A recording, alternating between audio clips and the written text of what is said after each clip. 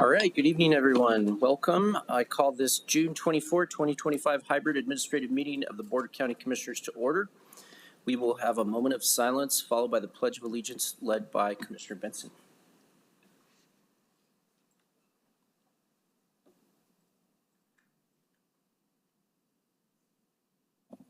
Please rise. I pledge allegiance to the flag of the United States of America and to the republic for which it stands, one nation, under God, indivisible, with liberty and justice for all. Thank you very much, Commissioner Benson. Madam County Manager, are there any changes or additions to the agenda this evening? Yes, Chair Levis. The following late add-on items are requested to be added to the agenda for consideration. Item 3A, Commissioners, defending the U.S. Constitution and separation of powers be added to the agenda as item 8C under introduction of resolutions. Item 3B, for the County Sheriff, NM Department of Public Safety grant funding be added to the consent agenda as item 5O. Staff further requests the suspension of the rules for this item be adopted tonight to meet the state deadlines for the distribution of the grant. Additionally, item 8B, Economic Development Family Promise Grant Application to be moved from introduction of resolutions to adoption of a resolution as item 7E. This will also require a suspension of the rules for final adoption at introduction, allowing the recipient to proceed with timely housing property acquisition. A vote is required for the above changes to the agenda and a vote for the suspension of the rules. Thank you very much, Madam County Manager. Commissioners, do we have any changes from the agenda from the dais? So I am going to make a motion for deferral of, find the agenda item here real quick. Item 9G, the FY26 through 30 Water Conservation Plan. I would like to have a little bit more time to review the staff comments that came in yesterday. And so in response to some comments that we got from community members. So do I have a second for the deferral motion? A second. Okay. So let's take the deferral from the dais first, if that is the will of the commission. Any discussion on deferral of 9G? Seeing none, all those in favor of the deferral, please signal in the affirmative. Yes? Aye. Aye. All right, that passes on a 5-0 vote, so that item's been deferred. And then now we'll go, if it pleases the commission, to the rule suspension. And if there's no objection, we will go ahead and do a rule suspension on both items at the same time. So it'd be item 8B and item 5O for immediate action. So moved. Second, any discussion on the rule suspension? All right, seeing none, all those in favor signal the affirmative. Yes? Aye. Yes. And that passes on a 5-0, so those two items will be heard for immediate action. And then finally, we'll have one motion to approve the agenda, including the late add of item 8C. I'd make a motion to approve. Second. A second from Commissioner Barbara Baca. Any discussion? Seeing none, all those in favor signal in the affirmative. Yes? Aye. And that passes on a 5-0 vote. So we have an agenda adopted for the evening. All right, next up we have public comment and communications. Each person has 2 minutes. You'll be alerted to remaining time. When your name is called, please make your way to the podium if you're speaking in person. Before making your statements, please state your name for the record. In order to maintain order and decorum and in the spirit of professionalism and respect for everyone present, the speakers must adhere to the 2-minute time limit. If the conduct of the presenter violates the rules, they may be subject to removal. Javier, could you please call the names? Thank you, Chair. Tonight we have a total of 14 speakers with 3 speakers joining via Zoom. I will call 3 names at a time and please line up at the podium if speaking in person. The first speaker will be Don Schrader, followed by Casey Ish, followed by Deborah Potter. And Javier, if I may interrupt you real quick, I just wanted to recognize a guest that we have in the chambers this evening. We have our city councilor for our building downtown here, Councilor Joaquin Baca, with us this evening. So thank you for joining us, Councilor. I don't see Mr. Schrader here, so if we could proceed to the next name. Casey Ish, followed by Deborah Potter, followed by Frank Smith.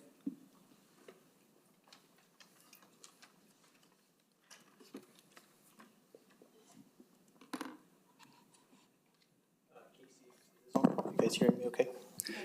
Thank you.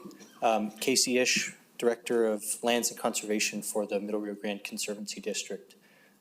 Mr. Chair, Commissioners, thank you for allowing us to provide some comment, even though the deferral of the Water Conservation Plan was announced today. As I stated, my name is Casey Ish, and I'm the Director of Lands and Conservation for the Middle Rio Grande Conservancy District.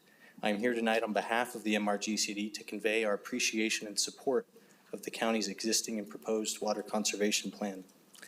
MRGCD and Bernalillo County have enjoyed a strong working relationship for several years now through an IGA that focuses on agricultural irrigation efficiency. To that end, and as mentioned in the WCP update, our respective entities have produced meaningful water savings on several agricultural projects. These demonstration projects not only serve as educational opportunities, but they are also functional and directly serve active farms and open space. These projects offer tangible examples of water conservation strategies that provide measurable water savings and environmental and community benefits. By showcasing water conservation projects in public space, the county fosters community engagement and inspires residents to adopt similar practices. MRGCD is appreciative of the county's proposal to expand its funding partnership with MRGCD for agricultural water efficiency incentives. We stand ready to provide technical services for additional on-farm projects and look forward to furthering our mutual goals of regional water conservation and stewardship. We also stand ready to assist and provide input on the formation of an agricultural water efficiency working group to advance agricultural water efficiency in the Middle Rio Grande Valley through infrastructure improvements and education. Thank you. Thank you very much for being here tonight, Mr. Ish. And just wanted to say in my conversations with Megan Marcy and our water conservation staff, I heard a little bit about that program for agricultural water efficiency. Really innovative things you're doing there, and looking forward to collaborating on that. Thank you, Mr. Chair. Deborah Potter, followed by Frank Smith, followed by Daniel Leyva. And please line up at the podium when your name is called.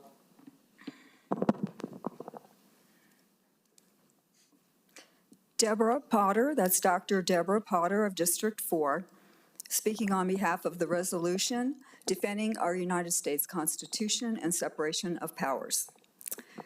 Good evening, Honorable Chairman Olivas, Vice Chair Barbara, Commissioners Barbara Baca and Frank Baca and Walt Benson. I'm here because the citizens of Bernalillo County are being hurt by the unconstitutional orders, illegal actions, and willful misdeeds of the executive branch. Our Attorney General, Raul Torres, has filed many legal arguments in lawsuits against this administration. Members of our New Mexico congressional delegation have listened to their constituents about how they've been adversely affected. Their findings are featured on their websites and have been presented in Congress. We, the people of Bernalillo County, are called on at this moment in time to speak out, to defend our United States Constitution and our rights, and to uphold our responsibilities. We're reminded that during the Revolutionary period, local jurisdictions passed declarations of disapproval for harmful decisions that were enacted without the consent of the colonies. In that historical spirit, this resolution will support our congressional delegation in their role as members of a co-equal branch of government and to help ensure the separation of powers and that our U.S. Constitution is upheld as the supreme and defining law of our country. I respectfully request your vote in favor of this resolution. Thank you so much. Thank you, Ms. Potter. Frank Smith, followed by Daniel Leyva, followed by Douglas Shaw. Good evening, Chair and Commissioners. My name is Frank Smith. I'm a native New Mexican. Marine Corps veteran and chair of the New Mexico Veterans and Military Families Caucus. I'm here tonight as both a veteran and a citizen who took an oath to support and defend the Constitution of the United States. That oath didn't expire when I left military service. It's a lifetime commitment for every veteran who serves. I urge you to pass this resolution defending our Constitution and separation of powers. The issues outlined here aren't partisan talking points. They're fundamental constitutional principles that form the very bedrock of our democracy. When any administration, regardless of party, attempts to consolidate power by bypassing Congress, ignoring judicial orders, or threatening civil servants for their political views, it undermines the very system our founders designed to protect us from tyranny. The framers deliberately created three co-equal branches of government as a safeguard against exactly this kind of overreach. This resolution correctly identifies concerning patterns: freezing congressional approved funding, attempting to revoke birthright citizenship through executive order, and threatening threatening federal employees based on political beliefs. These actions strike at the very heart of our constitutional system. Attorney General Torres has filed 18 lawsuits challenging these overreaches, and this resolution will strengthen those legal efforts while sending a clear message that New Mexico's local governments stand with the Constitution. As veterans, we swore an oath to defend the Constitution against all enemies, foreign and domestic. As elected officials, you took a similar oath. Tonight, you can honor that oath by passing this resolution. The Constitution isn't a Democratic or Republican document. It belongs to all Americans. I urge you to defend it. Thank you. Thank you, sir. Daniel Leyva, followed by Douglas Shaw, followed by Paula Donovan. Good evening, Mr. Chair, County Commissioners. My name is Daniel Leyva. Thank you for the opportunity to speak today. So I'm here in support of the resolution titled Defending Our U.S. Constitution and Separation of Powers. As someone who's recently graduated from law school, I spent years studying the foundational principles of our democracy. And one of the most important lessons I took away is this: power must be limited, and no branch of government should operate unchecked. That's not a radical idea. It's the very design of our Constitution. This resolution doesn't call for partisan allegiance. It calls for accountability. It recognizes that actions taken by the executive branch, like unilaterally freezing congressional authorized funds, ignoring judicial orders, or threatening individuals based on political views, are not just outreach, they're dangerous precedents.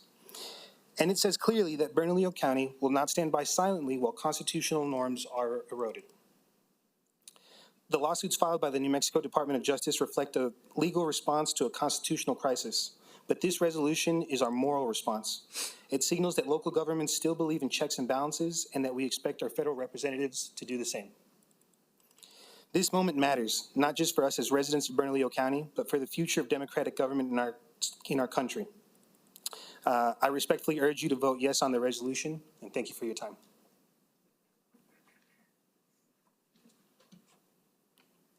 Douglas Shaw, followed by Paula Donovan, followed by Susan Kelly. My name is Douglas Shaw, and I thank you for the opportunity to speak in support of this resolution. I'm a resident of Bernalillo County and have been for the last 40 years or so. In 1963, I raised my right hand and swore to defend the Constitution. And if you might not remember that in 1963, people in this country were just starting to learn about a little country called South Vietnam. And eventually, about a decade later, we were still involved in South Vietnam in a war. And many young Americans, 58,000 to be exact, swore their same oath and never returned home. So I think my point is that the Constitution provides for the three branches of government and all equal in status. And the way the country is moving now, it appears that there's a move to move more and more power to the executive. And this is, I think, evident by the production of this document called Project 2025. And this is going to have I'm afraid this is going to have a drastic effect on our Constitution. The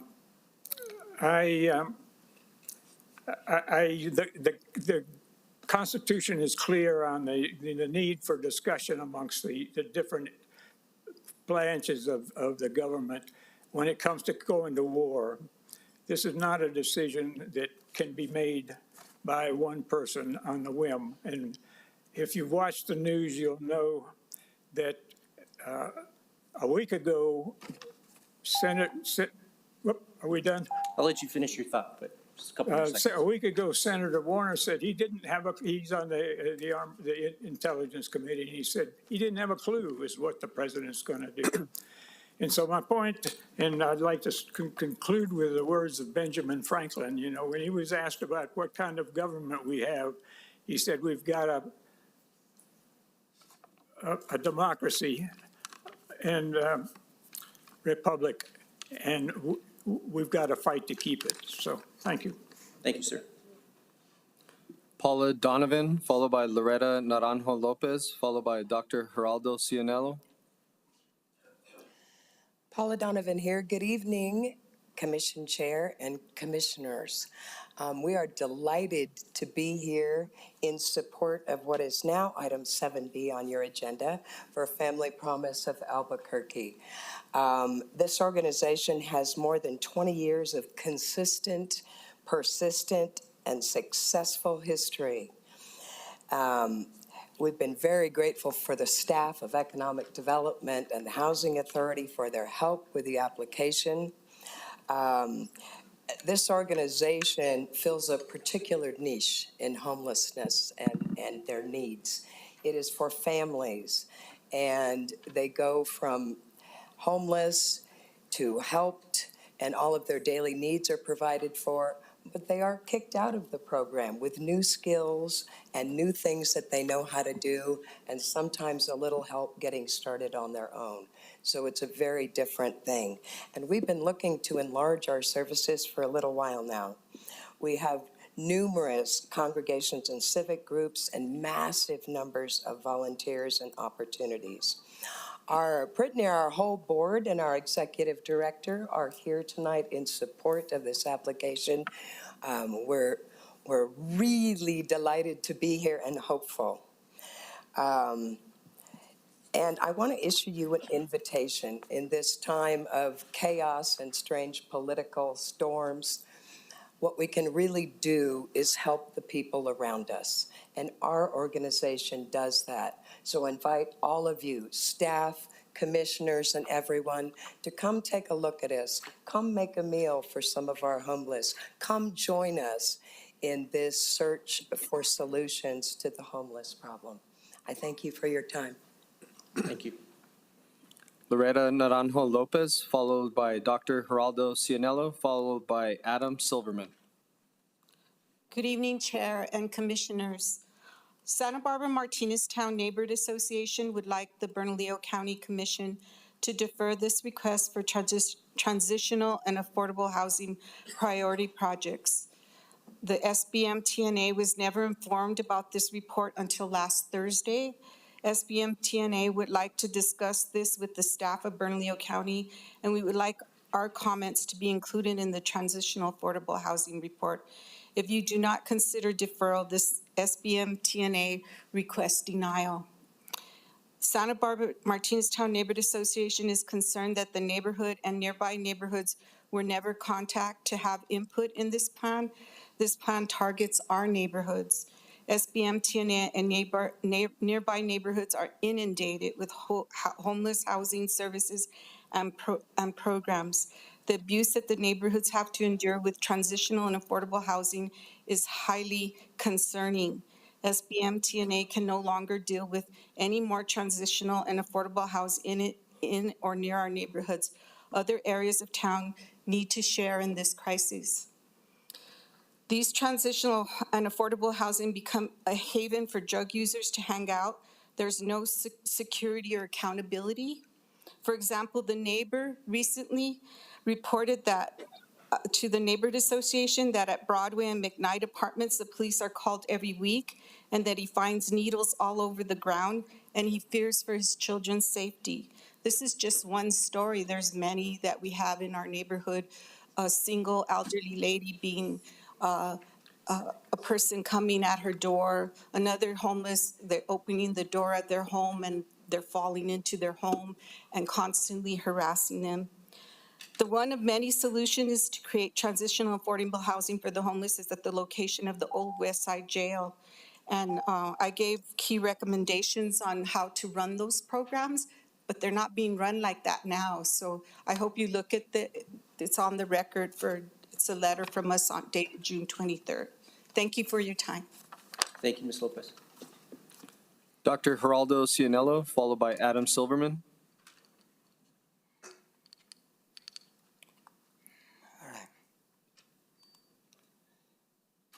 Good evening, Mr. Chair and Commissioners. Thank God for the rain, huh?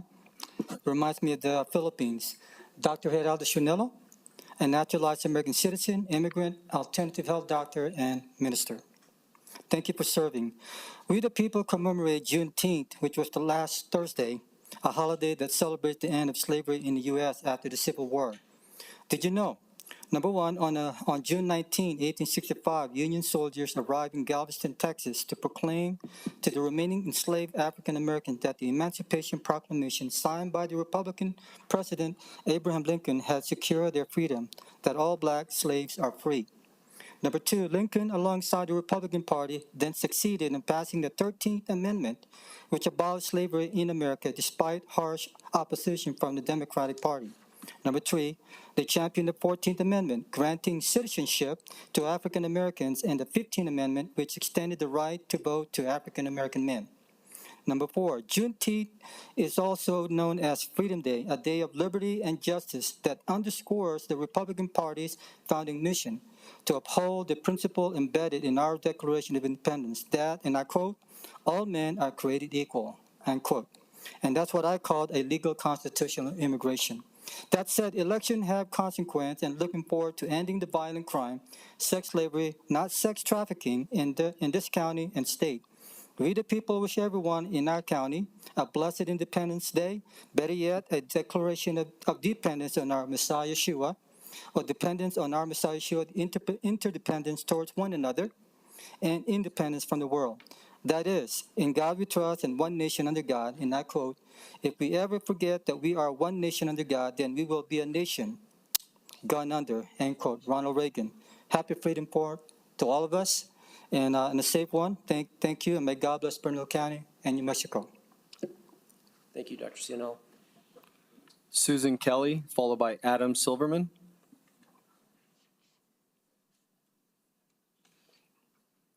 Adam Silverman.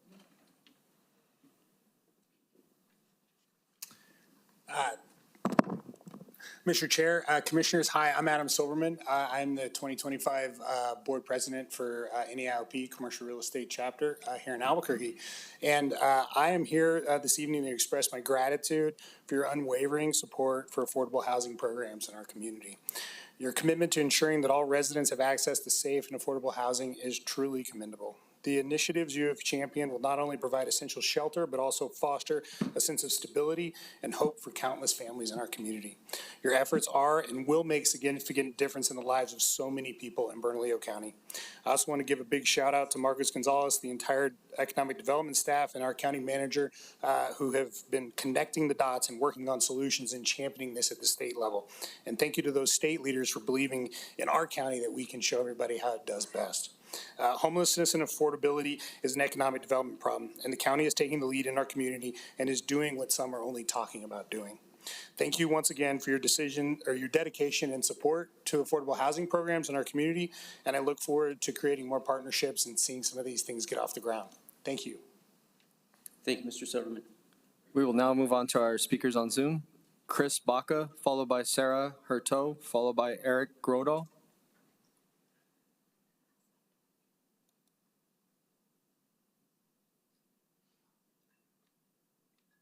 Am I unmuted?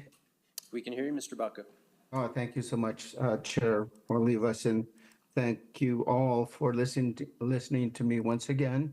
I appear before you, not in person, but via Zoom, to thank you once again for your efforts in cooperation with Yes Housing, Inc. to develop more affordable housing. Last 2 weeks ago, I spoke to you about the 3 projects we have in the works. One on 4th and Fitzgerald, which is almost done, will be done in August. That'll bring 86 apartments, live work units, and townhomes on board. The West Mesa Ridge, which at full completion will bring in 244 units. That's on Coors and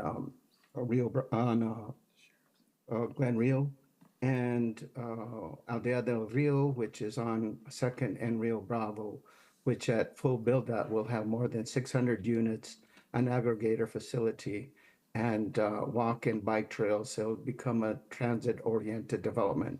We could not have reached this point without your help. I'm so grateful for the listening ear of the commissioners that took time from their busy schedules to listen to us, and to the folks, the staff, and inclusive of the county manager, Chavez, to Public Works, to Economic Development, to Planning and Zoning, and Community Services. At the end of all of this, we will provide quality, affordable housing for many, many families, nearly almost 1,000 when we're done. We could not have done this without your continued support and help along the way, and I hope you will pass that resolution when it comes up before you later on in your agenda. Thank you so much. Thank you, Mr. Baca. Sarah Hurto, followed by Eric Grodal. Sarah Hurto. Good evening, Mr. Chair and Commissioners. Thank you for the opportunity to speak in favor of the 2026 to 2030 Water Conservation Plan update.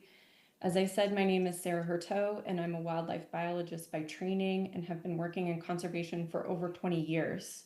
I work for a nonprofit called Signal as the Resilient Cities Program Director. For over a decade, Signal has partnered with federal, state, and tribal and local leaders to co-develop strategies that address real-world challenges and deliver durable conservation outcomes that span natural, working, and urban systems. Our work supports resilient cities, fire-adapted communities, and sustainable land management while advancing global environmental monitoring and biodiversity conservation. We help partners translate science into solutions using cutting-edge analytics, geospatial tools, and collaborative planning to build resilience for both people and nature. I'm here tonight to strongly support the Water Conservation Plan update and urge you to vote to do pass this update. As a partner of both Bernalillo County's water conservation and stormwater quality programs, Signal values the scientific-based work that these programs achieve. The staff have worked diligently to reach out to partners, engage community groups, and integrate their feedback into the plan update. We particularly appreciate the partnership focused on increasing implementation of rainwater harvesting and green stormwater infrastructure, or GSI. We have partnered on many projects, including the field guide for passive rainwater harvesting, including the training videos for homeowners, and residential rainwater harvesting installation program. We're working with Megan and others in the conservation program to increase the adoption of green stormwater infrastructure, and we really support the work that this plan includes. Thank you for your due pass.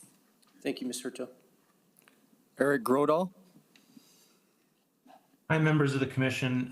Thank you for listening to me again. I was here a couple weeks ago, but I'm with DBG Properties, an affordable housing developer.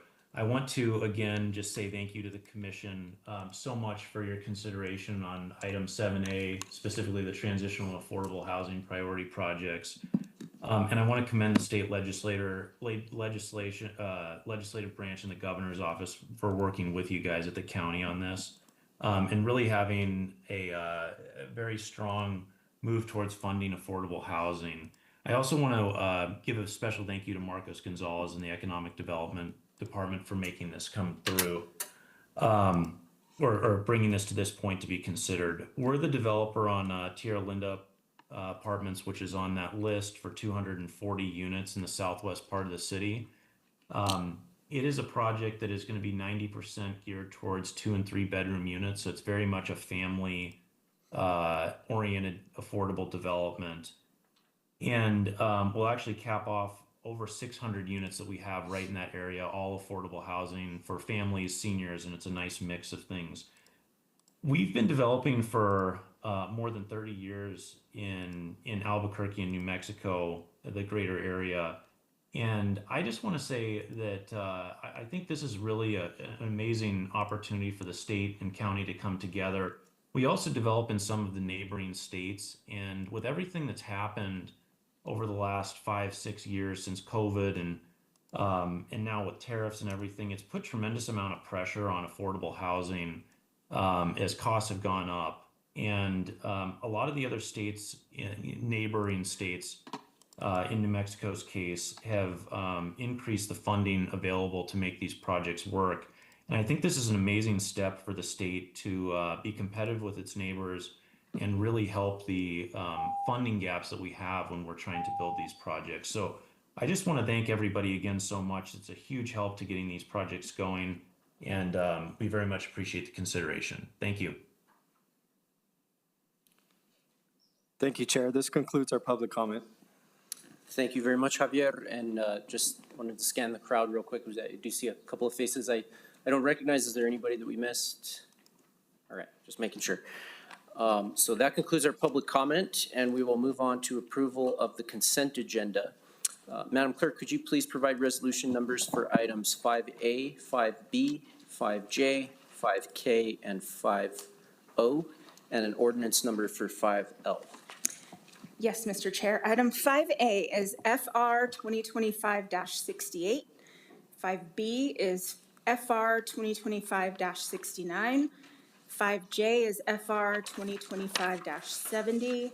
5K is FR 2025-71. 5L is ordinance 2025-21. And 5O is FR 2025-72. All right, thank you very much, Madam Clerk. I think that might be a record for a consent agenda, three-page consent agenda there. Take me back here real quick. The consent agenda has been published and made available to the public. The resolutions have been introduced at previous meetings. Therefore, I move to approve the consent agenda. Second. We have a second from Commissioner Barbara Baca. Any further discussion? Seeing none, all those in favor, please signal in the affirmative. Yes? Aye. And that passes on a 5-0 vote. And I wanted to take a quick point of privilege here and recognize the folks that we're appointing tonight, several to different boards and commissions, and a specific recognition of former Senator Bill Tallman, who continues his public service by being appointed tonight to two very important boards, and continuing to serve our community. So thank you, Senator Tallman.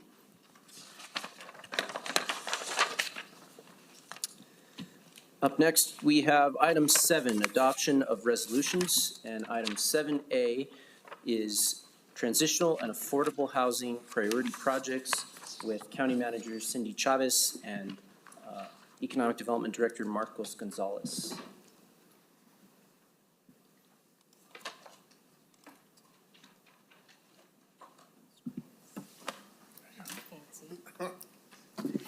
Well, good evening. To the commission, through the chair, this is a second reading of a resolution and direction that we're asking for from the commission. If you could go to the next slide, please. As you all know, you led the efforts at a statewide level to, let me see if I can move this. Thank you. At a statewide level to get resources to be able to build affordable housing in our community. That was through House Bill 2, and during House Bill 2, we had $110 million that was received. In addition to that, the governor's office identified another $40 million that had not been spent in previous opportunities to expend money on housing, which gives the governor's office $150 million to share throughout the state. To be part of making this process move as if this were a crisis, what we are presenting you in this report is a list of projects that are broken down, and we'll go to those in the next page, that are broken down in a series of ways that we think allow us to do two things quickly. One, to focus on getting at least 1,000 people off the street this year. The second is to get residents into affordable housing that we know they desperately need, between 30% and 120% of AMI. What you see on the slide is that the options that the staff is presenting to you, if they were fully funded, would get us to little over 2,100 affordable housing units and get those 1,000 people off the street. So the list of priorities. What you see is that the staff, and I want to just say how much I appreciate the staff, did such a phenomenal job, but the staff came up with this strategy to break our approach into four categories, but three focused on housing, one focused on infrastructure. The first was affordable housing, and you heard some of the speakers today who are looking for gap financing in order to be able to break ground on these projects in the next 30 days, which is incredibly important because the faster they get into the ground, the sooner we're going to get people housed. The second was to look at the preservation and or expansion of affordable housing. And what we did here is we looked at apartment buildings that are in very good shape, but that are offered on the market for market rate opportunities. And this is an opportunity, especially where there are 2 and 3 bedrooms, to get our families housed. The third is transitional housing. And what this is, and you all know that we run the Family Wellness Center, and this is an opportunity for us to get people off the street, get them services, and get them transitioned into permanent housing. And finally, infrastructure for new housing, and this is really critical because we have some large projects, as Mr. Baca acknowledged, that require so much infrastructure, but with that infrastructure, they could get to 600 units on 2nd and Rio Bravo. All right, Vanna, go to the next one. All right. Here you see a map that shows the transitional housing in orange and the affordable housing in green. Now, the reason you see so many of these is we didn't know and still are learning what the governor's priorities are going to be. We wanted to give a menu of options to them so they could help us meet our local goals and needs. On the next page, you'll see the affordable housing projects. Tierra Linda, as an example, will have 240 units, and the gap financing for that is $4 million. What's important about this is as the speaker spoke earlier, is the importance of having beyond single room or 1 bedroom, we have 2 and 3 bedrooms, again, allowing us to support families. West Mesa Ridge is looking for gap financing of $3.5 million, and that would bring on 128 units. What you'll notice here is that the area median income they're looking for is between 30% and 80%. Uptown Connect, and these are challenging projects, they're important, and in some of these instances, we're relying on federal funding as well. But for this project, this would yield 203 units with an AMI of between 30% and 80%. And what you'll also see is we not only were looking at the unit count, but we're looking at the number of people that could be housed. This is a good example, as it states here that you could get 710 residents. Lomas Towers, this is better known as the Wells Fargo building, is asking for $10 million in gap financing to get 100 units with an estimated residents of 140 residents with an AMI above 70%. So next. So the preservation and expansion of affordable housing, what you see here with Poblano Place Apartments, Marin Lofts, and the Don Quixote are all projects that would allow us to make a purchase and slowly be able to use and move in folks who are lower income. We are proposing for each of these projects that we're looking at a range in housing affordability for between 30% and 120% of area median income.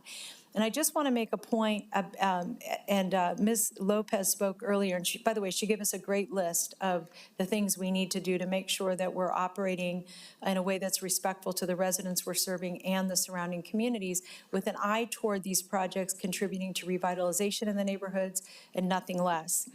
But one point that I wanted to make here with these particular developments is that again, we have an opportunity for family housing, but the range that we're looking for is between 30 and 120% of AMI, because we know that developments that have only one income in them, especially if it's low income, don't help children thrive. And the point here is that we want to make sure we're stabilizing families and we're getting these families in need the services that they need, and the success we know will follow. Next, we'll go to the transitional housing project overview. There are 4 that we are proposing options for. The McKnight, on McKnight Street, the Comfort Inn Hotel, the Days Inn Hotel, the Quality Inn Hotel, and our tiny homes expansion. We'll be talking about that a little later on the agenda. What I wanted to point out here is that for every single development that we're looking at, these are projects that are in relatively good shape, meaning that we won't have to do a lot of improvements to the interior of these. We do recognize, and one of the initiatives we'll be bringing back to you in August after we have deeper conversations with the neighborhood, is developing a good neighbor policy specifically for all of these projects, but recognizing that transitional housing developments can be very challenging if they're not structured in a way that really seeks to have this revitalization approach. In addition, I want to give you one other example. We have given ourselves the flexibility to have nonprofit partners join us to be able to support these developments. We've had great success with our current wellness hotel, and I think in part because we've staffed it with our own employees, which will be our first choice in any new development. So last, let me just talk about what is being approved or what we're asking for from you today. One is to approve the administration resolution for the acquisition and construction of transitional and affordable housing priority projects in Bernalillo County. Second, to authorize the county manager to approve the property agreements, award requests for proposals for property management services for affordable and transitional housing where needed. So I want to emphasize that our goal is going to be to start with ourselves, but we may need some assistance. And any agreements and solicitations relative to affordable housing and transitional housing as needed. Now, I do want to just say that for the state, this program is new, and so part of the reason we're asking for flexibility is we're going to share this list with the governor's office, get their direction on which they're interested in funding, and this gives us an opportunity to begin moving more quickly, because the 2 goals that we want to meet is we want to get 1,000 people off the streets in our partnership with the city of Albuquerque, and second, the governor has set a goal, and I think it's the right one, to make sure all of this money is expended by June 30th. 2026. 2026, thank you. That's right. And I do want to just add that it's really incredibly important to me that we're prioritizing projects that have the ability to break ground this year. We do have some, and hope that we'll be coming back to you with a second wave of projects, including what you'll see in the staff report is an acknowledgement where we have our own land to look for public-private partnerships for development, such as Union Square. We'll be coming back to you in the fall with the results of our level 2 environmentals and some new strategies that we're getting from architects who are helping us understand how much we can build out on that land. And even for that project, we will be recommending a range of incomes from 30 to 120% of area median income. So our next steps is we're going to take our list to the state. And if awarded, we'll be getting the work that we spoke about a little bit earlier. We are going to be working with the state so that if they say yes to any of these projects, and we don't know if they will, and we don't know which ones, but if they do, we're going to be asking them for an agreement that allows us to move more quickly and receive reimbursement. What we know is one of the things that makes housing so expensive is that often our processes are step one, step two, step three, instead of being able to move concurrently. And our goal is to move as quickly as we can and to demonstrate that local government can be an efficient, effective partner. And I do just want to say one more time to the neighbors, we understand that our obligation is revitalization and lifting up the communities that we're a part of. So we're going to be asking them for money in advance so we can spend before we receive. I know that is a lot of information, and it's the second time you've heard it. On the back, you'll see there's a chart of area median income, and it's worth leaving that up because it is expensive life right now, and helping people understand that the range of incomes is between $18,000 and $103,000. And for many, that's a lot of money, and families still can't get the housing they need. So any questions? Marcos would love to respond. Thank you very much, Madam County Manager. We'll go to the commission, Commissioner Barbara Baca. I would like to move approval, since we have seen this, and then open it up for conversation. I have a comment. All right. Second. We have a motion and a second from Commissioner Vice Chair Barboa. If we could pause real quick, Madam Clerk, could you issue a resolution number for this item? Yes, Mr. Chair. Item 7A is AR 2025-73. All right, and once we finish this one, I'll go back and get the rest of them from you. All right, so we are on a motion for approval of this item and open it up for discussion. Commissioner Barbara Baca. I just first wanted to thank the county manager and staff for really due diligence and really taking a hard look at the problem that we find ourselves in here in Bernalillo County and actually in the state and in the country. And that is one of a housing crisis and a homelessness crisis. And I use those words, specifically because I do feel that this is an issue that we at the local level with our state partners really need to address. So first of all, I wanted to thank the county manager and the staff because this is a bold and very ambitious idea and approach to move forward. And to the community, I would say we cannot do it without you. And so I really want to emphasize something that the manager indicated.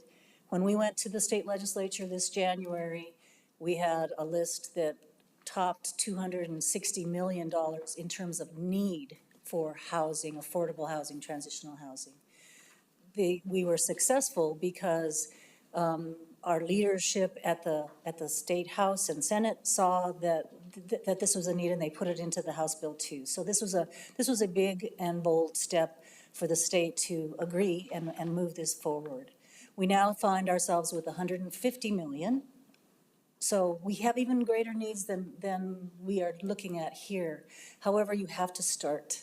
And I know that it's not starting, it's continuing really, but this is a big step. So I just want to tell our community that this effort is a partnership between not only the county and the city with our housing collaborative, it's truly a partnership with the state. So hand in hand, we will be coming forward and working with the state to identify which of these projects, as well as other projects in the entire state that may receive this funding. So the community should know that we specifically are using the language, this is a menu of possibilities. We're doing our due diligence that these are good projects and all of them will not be funded with this money. But we want to take each step very carefully. At this point, this is what we're approving tonight. As I said, working hand in hand with the city and the state. And I cannot emphasize enough the importance of what the county manager mentioned, that we are also talking about and committing to community revitalization as we move forward in trying to house people in the whole continuum of care, from getting people off the street. 1,000 people is our goal for this year. Not a small goal, but it is really important. And so from transitional all the way to permanent affordable housing. So my plea is that we all work together, including our community members and our neighborhoods, to help us design this, these good neighbor agreements might look like, what this revitalization of our communities through creating this important housing for our neighbors. So that's just, I think, a really important thing for us to ask you all in the community out there to roll up your sleeves and work with us and help us to address this problem. So thank you for your indulgence, Mr. Chair and Commissioners. Thank you, Commissioner Baca. We'll go to Vice Chair Barboa. Thank you, Chair. I want to take another moment just to say again, thank you to Commissioner Baca and former Representative Damon Eli, who I know he worked super hard to help our legislature understand why this was important and that we were going to do it. And you couldn't have done that without the backing of our county manager, who guaranteed that we were going to get busy to make these things happen. I feel so heard because this includes transitional housing and affordable, and it just is a great mix to show how we can be strong and effective and put public dollars to work. So I'm really proud and thankful for the work that everybody's done to make this happen. I'm thankful to our legislature and our governor. And I just, I encourage everybody to support this. I think those points, please come to continue. I think we are moving with best practices. Everything sort of moves together. I would say for a while when I first started, it felt like we somewhat had like a shotgun approach to things and would just, spray, right? When this is targeted, it's thoughtful, it's planned, and it's making best use so that we can move the needle on all these different sort of categories.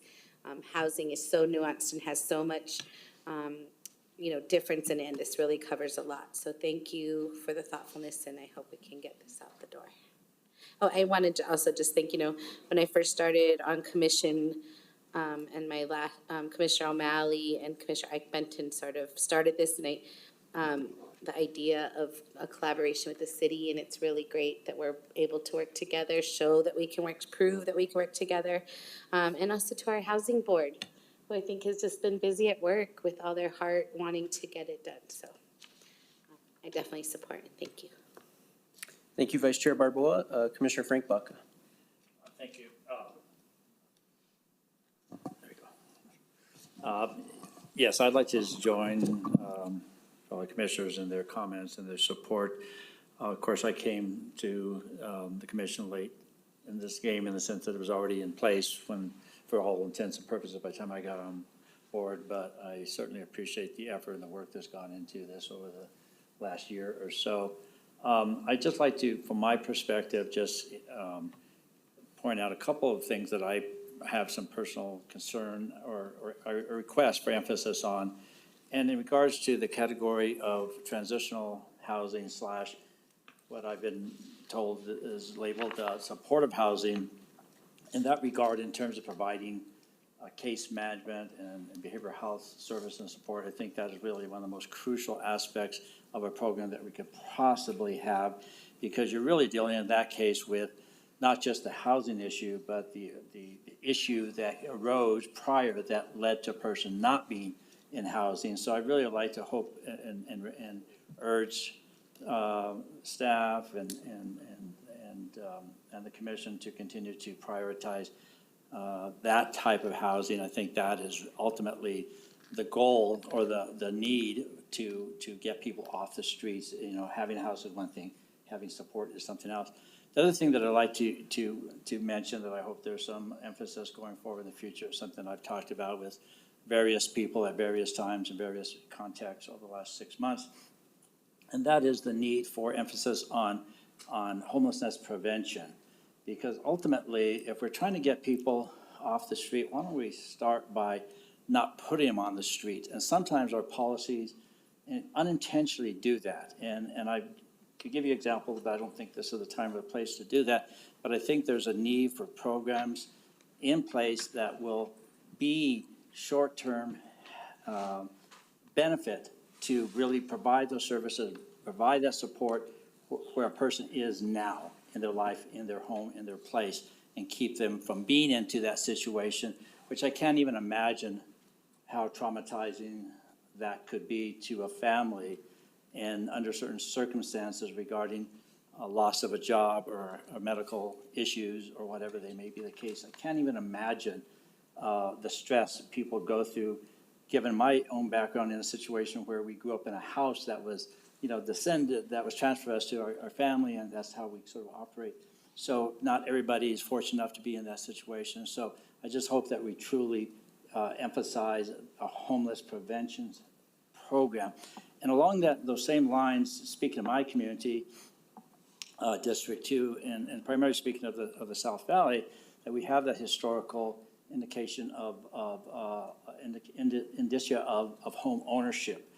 That again, based on inheritance and how we generally transfer property, you will see a very high degree of home ownership. They are very high, one of the highest in the country, and specifically without a mortgage, which is a very interesting phenomenon.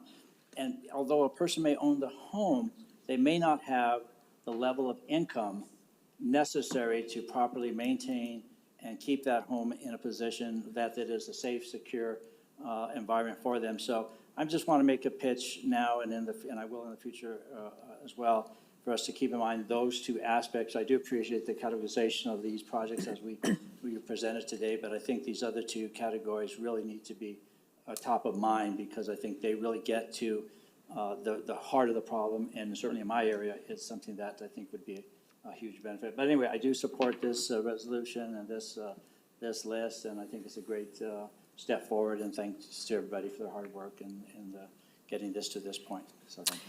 Through the chair, if I could, one of our aspirations is to bring back an application for a homelessness prevention program at a national scale.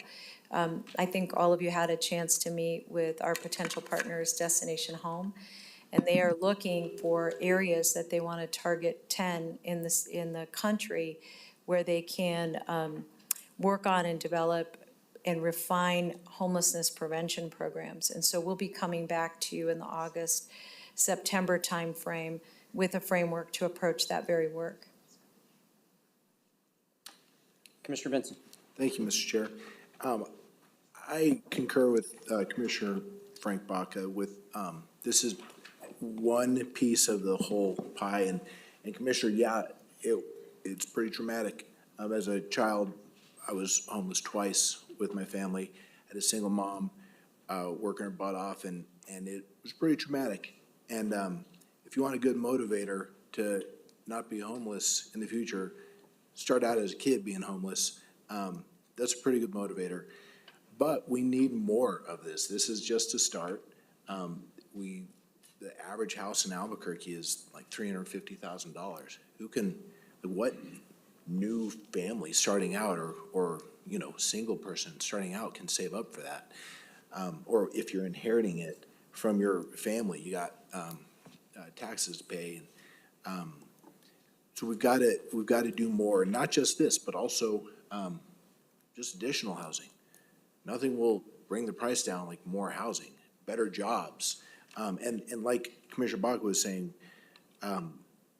behavioral health care, as well as financial health care. I mean, that's a lot of it. It's just, understanding how to manage your bills. I mean, and that's not trite. Like, that was a massive step in my own family's journey. It was just learning how to pay your bills and make your money get covered. But sometimes you can only cover so far. And so this is a great step. I'm thrilled that we get to work with the state. Congratulations to especially Commissioner Barbara Baca on working with legislation and all the commissioners and county staff that pulled together to do this. This will be a good kind of shot in the arm, I think, first step to really kind of get the ball going. And I think it's a great thing. Thank you, Mr. Chair. Thank you, Commissioner. And I just wanted to say thank you to our county manager, sincerely to Manager Chavez and all of our staff, Mr. Gonzalez, and frankly, most of the people in this room have their fingerprints on this. And it's a huge part of the reason that I think you're here, right? It's really core to the mission that we all see, and I think you see that too. You share that vision and that passion, and it shows in the speed and the precision which you've executed on this work.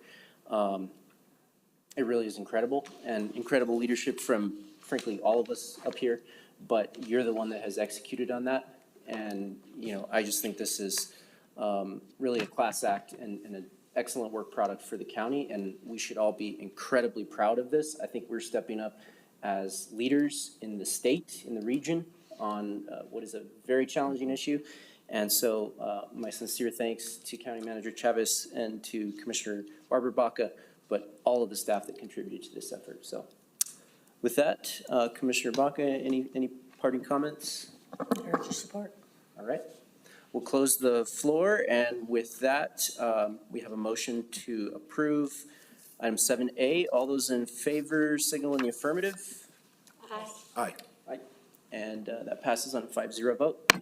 Thank you. And I could just for a moment, I don't know how many folks are here, but if you're on the Tiger team for the county's housing, could you stand up for a minute?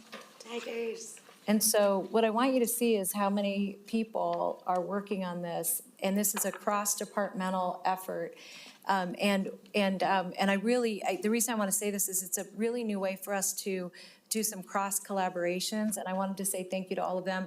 In particular, I wanted to say to Marcos and Carolyn, you have given us a number of key initiatives, one on economic development, one on housing, and then a number of others, but the same staff is working on both of those, and Carolyn and Marcos don't sleep very much. And so I did want to just say a very sincere thank you, but you're going to see a lot more product in this area that relates to a number of issues that you've raised tonight. We'll look forward to bringing that back to you in the fall, and the staff are all taking leadership roles in bringing that to you. So thank you, and congratulations to all of you. Thank you very much. Let's give a round of applause for our staff that worked on this.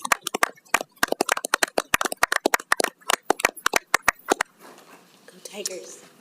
All right, I'm going to go to the clerk very quickly here to get resolution numbers for the remaining items, 7B, 7C, 7D, and E. Yes, sir. Item 7B is AR 2025-74. 7C is AR 2025-75. 7D1 is AR 2025-76. 7D2 is FR 2025-77.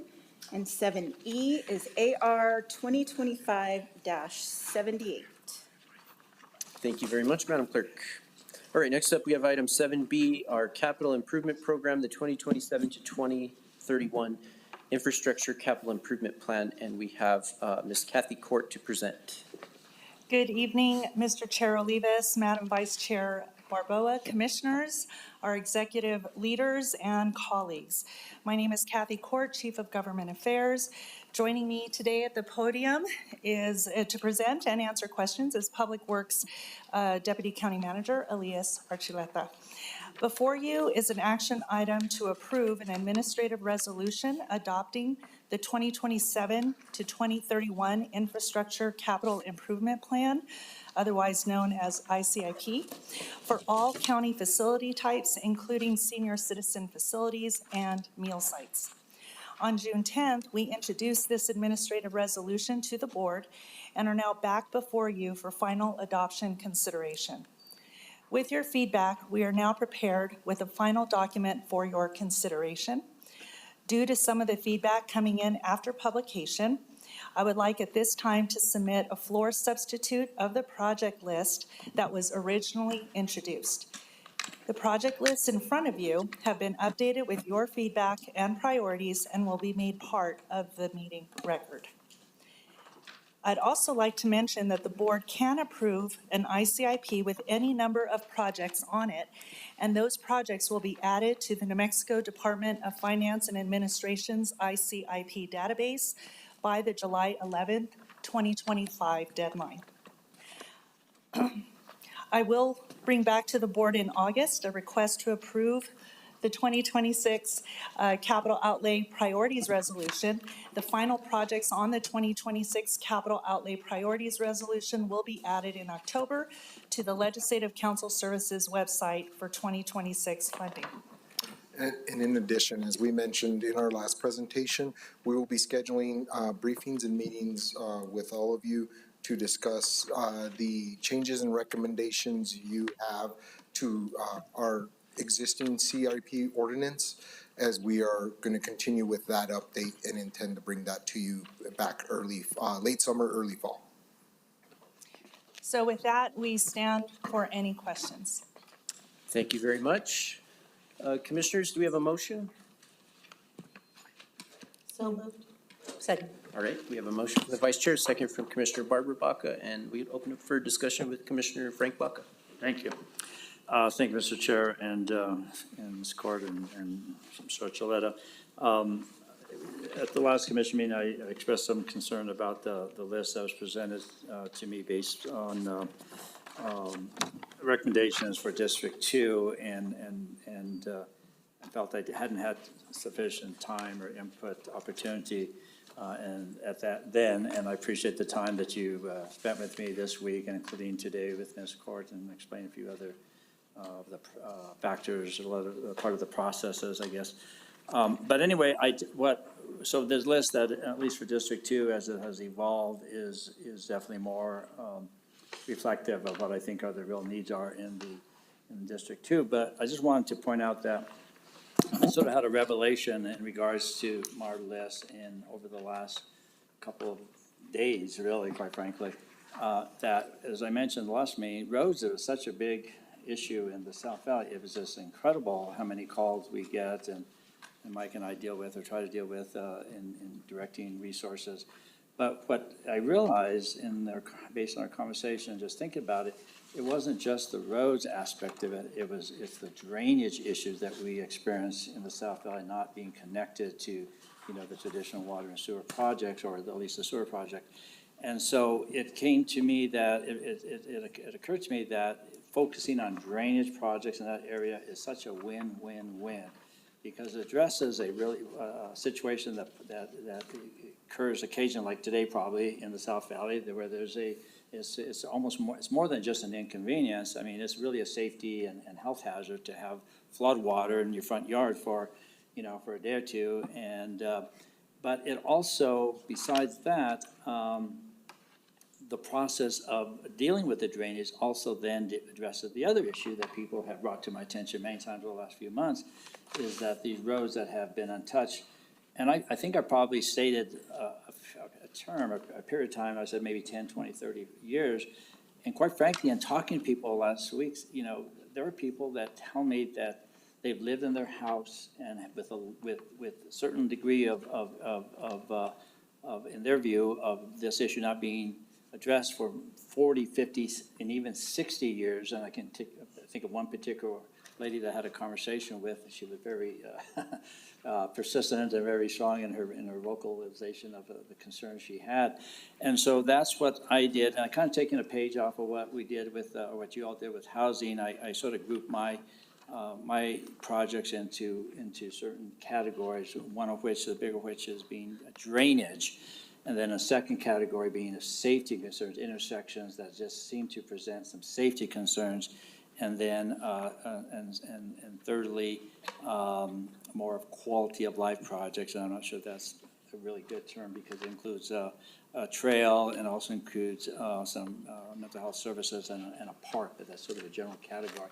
But anyway, so I do appreciate the opportunity to have input, and looking forward to have continued dialogue on those as we refine this list, because this is a severe and urgent issue for the South Valley part of District 2 to have drainage issues taken care of. And we've identified at least 7 or 8 projects, and I think there are probably some more that I'll be talking to Elias and Brian about to identify.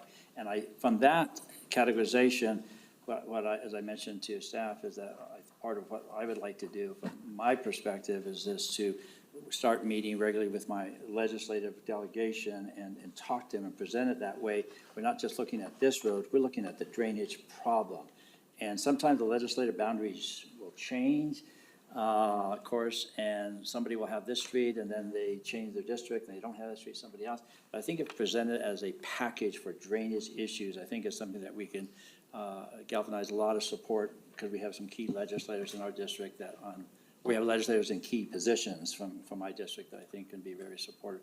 So anyway, I just want to say that's kind of the way we're looking at it, and I appreciate the opportunity to have more input into the process, and look forward to continue doing those as we go towards the August presentation. Thank you so much. Thank you, Commissioner Baca. Any other commissioners for discussion? Mr. Chair. Yes, go ahead, Commissioner I have Barbara a Baca. question on my district, Ms. Court. On the last page, the high priority of Second Street Northwest ADA sidewalks. Can you explain that to me? I didn't have it on mine, but I see what you're saying here, that it's an ADA requirement. Can you explain that? So I'll let Mr. Archuleta explain. We have an ADA plan, and this is linked to that ADA plan. But to your point, if I may, that was listed as a multi-district project initially. That along with a 4th Street project. And Commissioner Benson identified that 4th Street project as a priority in his district. You identified the 2nd Street ADA as a priority in your district. And so I split them and put that in your district and put Commissioner Benson's in his. And then to your question, I'll let Mr. Archuleta respond to the ADA and why that is such a high priority. Thank you.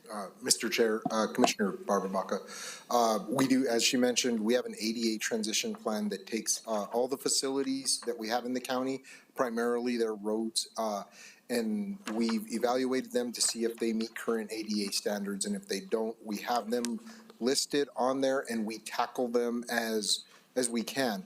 In most cases with roads, we'll tackle that road when we're doing a reconstruction like we've just recently done on Bridge Boulevard, like we're doing on Isleta.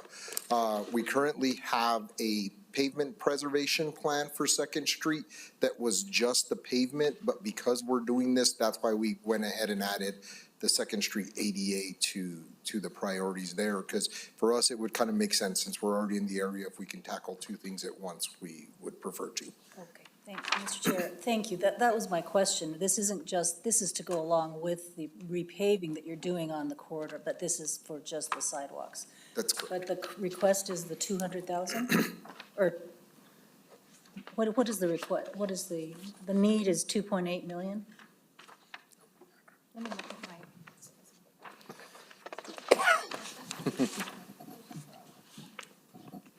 total project cost, it says 2.8. And then 2026 staff recommendation is 200. So is that for just? $200,000 is the planning. staff recommendation. For what purpose? For that specifically for the ADA improvements on the sidewalk, to redo the ramps and fix any sections that like either have heaved or broken or are no longer meeting standards. But it's for actual construction? Yes, that's for actual construction. Okay, thank you for the clarification. Appreciate it. Okay, I have a couple of questions, so I'm actually intrigued with that one a little bit. So the 200,000 is going to fund construction of those improvements. What is the other 2.5 million for? That may be in the total project cost. That's for the countywide. So the 2.8 is for the countywide ADA transition plan. The District 1 request would be the 200,000. So like she mentioned it previously, this was listed as a countywide ADA project, and so we broke out what was in 4 and in 1 and listed those specifics. That'll tackle what's in that specific district. But if we had 2.8 million, we could tackle most of what's around the county. And these, like we said, the reason that's a little bit lower is that's isolated to just the sidewalk and ramp improvements in there, not the total road that goes along with it. So these are specifically to make those ADA upgrades. Okay, so it's 200,000 to do all of Second Street. Correct. In District 1. Correct. And the 2.9 million actually might include roads in Commissioner Frank Baca's district. It might be roads in my district. It's the entire county's need. Correct. For just ADA improvements. If we were to just tackle it, ADA, nothing else, that's what that would be. Okay, I understand now. So I think, just my suggestion, I don't think we need to change it now, but I think we should break that down into, more manageable chunks, because it does sound like it is more manageable if we target specific roads, because, yeah, when I look at 2.9 million and we're requesting 200,000, it looks like we'll never fund that project. But what you're saying is we will.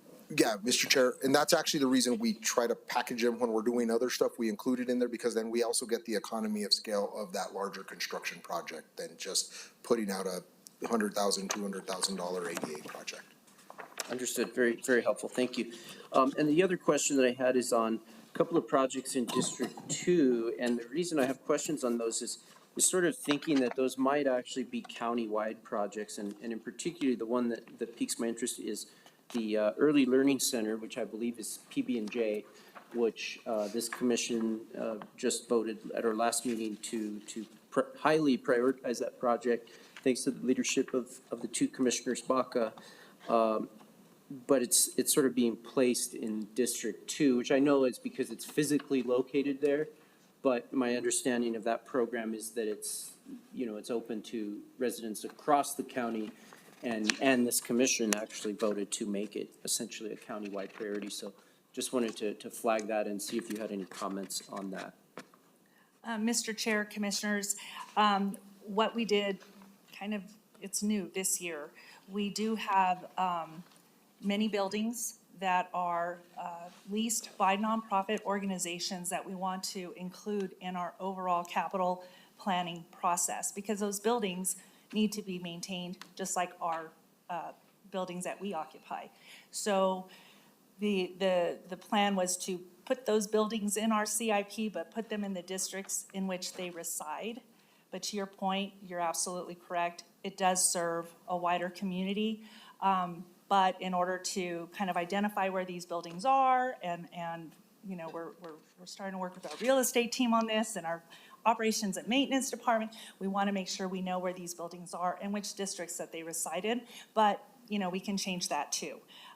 In this particular case, I did add it to the list, but as I spoke with Commissioner Frank Baca today, if we're comfortable that the opioid settlement funds or whatever behavioral health funds are going to go toward this project, it's your prerogative to remove it from the list when we talk about priorities in August. So that's your prerogative.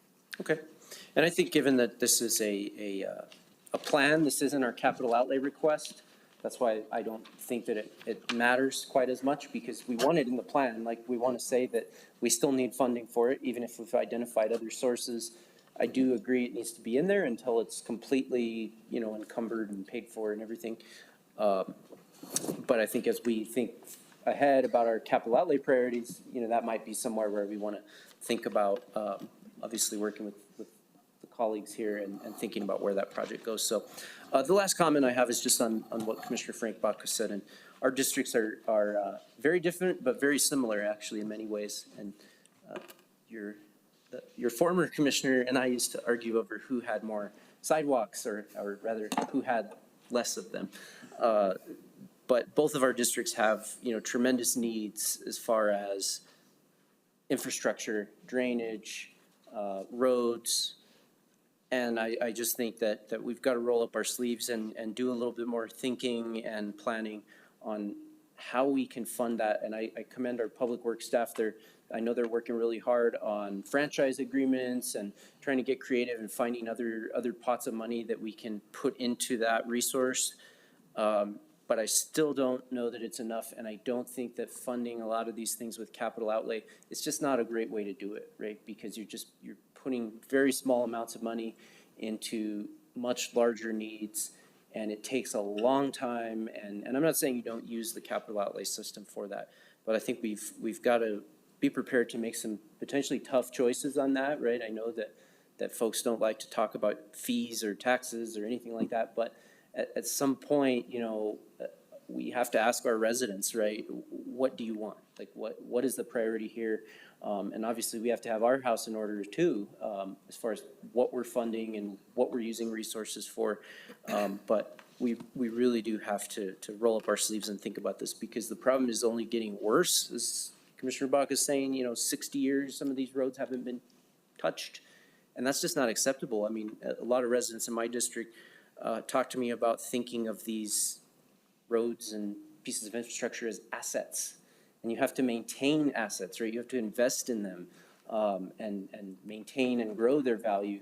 And if we're not investing in them, then we're actually creating further risk to the county, further liabilities, further costs when, you know, we've talked about this plenty of times, the cost of microsurfacing or crack sealing is substantially less than going in and completely ripping out a road and replacing it. But oftentimes that's the kind of the only option we have when you haven't touched a road for 50 years or something. So I think we've really got to work on that, not necessarily in the context of this plan, but it's something we've got to address. So, County Manager, I think. Yeah, thank you so much for raising that. And just as a reminder, as Elise was saying, that in the fall, when we come back to you, there will be an opportunity to prioritize this list just as we get ready for the legislative session. But the second thing that's really critical is once we come back to you with a capital improvement program, I think that program is going to highlight where we know we have significant challenges and give all of you the opportunity to think through how you would like to address those. Because, and I'll just use this illustratively, one of the pages in your document looks at what our public safety and justice needs are. And one of the challenges I think that we've had at the state level is there's been an awful lot of discussion about what kind of policies we need to invest in, but very little discussion about what infrastructure needs to be invested in. And consequently, what that means is in different facilities, we don't have, even if we had the staffing, we don't have the appropriate space to provide services. And so when this comes back, and specifically when the capital improvement framework comes back and we get your input on it, the very next thing that we'll be proposing to you is what are options that we should be considering, both as it relates to legislative strategies, but also in terms of answering the question that you just asked, Commissioner, which is where do we see the biggest, our Chair, where do we see the biggest deficits, and then what strategies do we apply to those deficits? And we'll look forward to that discussion. But we understand that this is really just one basic component, and a sliver of it really is a capital outlay program that we're trying to address through this process. Vice Chair Barboa, did you jump in? I was just gonna comment on your comment about sort of the serves all districts. I really like being able to see where they lie. And I think when we eventually do move into how we're talking to legislators about it, if they're developed by district, then only the legislators in that district want to look at it. But when you look at anyone, any district, legislators with a PB&J kind of story that serves everybody, then they're not just like, oh, it's in the South Valley, right? You know? So just as we think about how we present it to legislators as all-encompassing. But I do like to see it, so thank you for putting everything together. Thank you for the feedback. Any other commissioners? All right. We'll close the floor, and item 7B is up for a vote. All those in favor of approval, signal in the affirmative. Yes? Yes. All right. Congratulations. That passes on a 5-0 vote. Thank you. All right. Next up, we have item 7C, project revenue bond notice of intent for the Lomas Towers. And we have Director Marcos Gonzalez to present.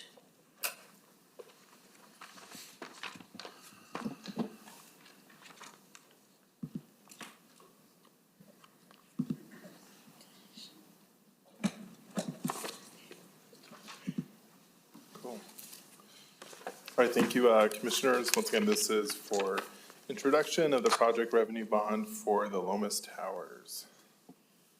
There's my little wand.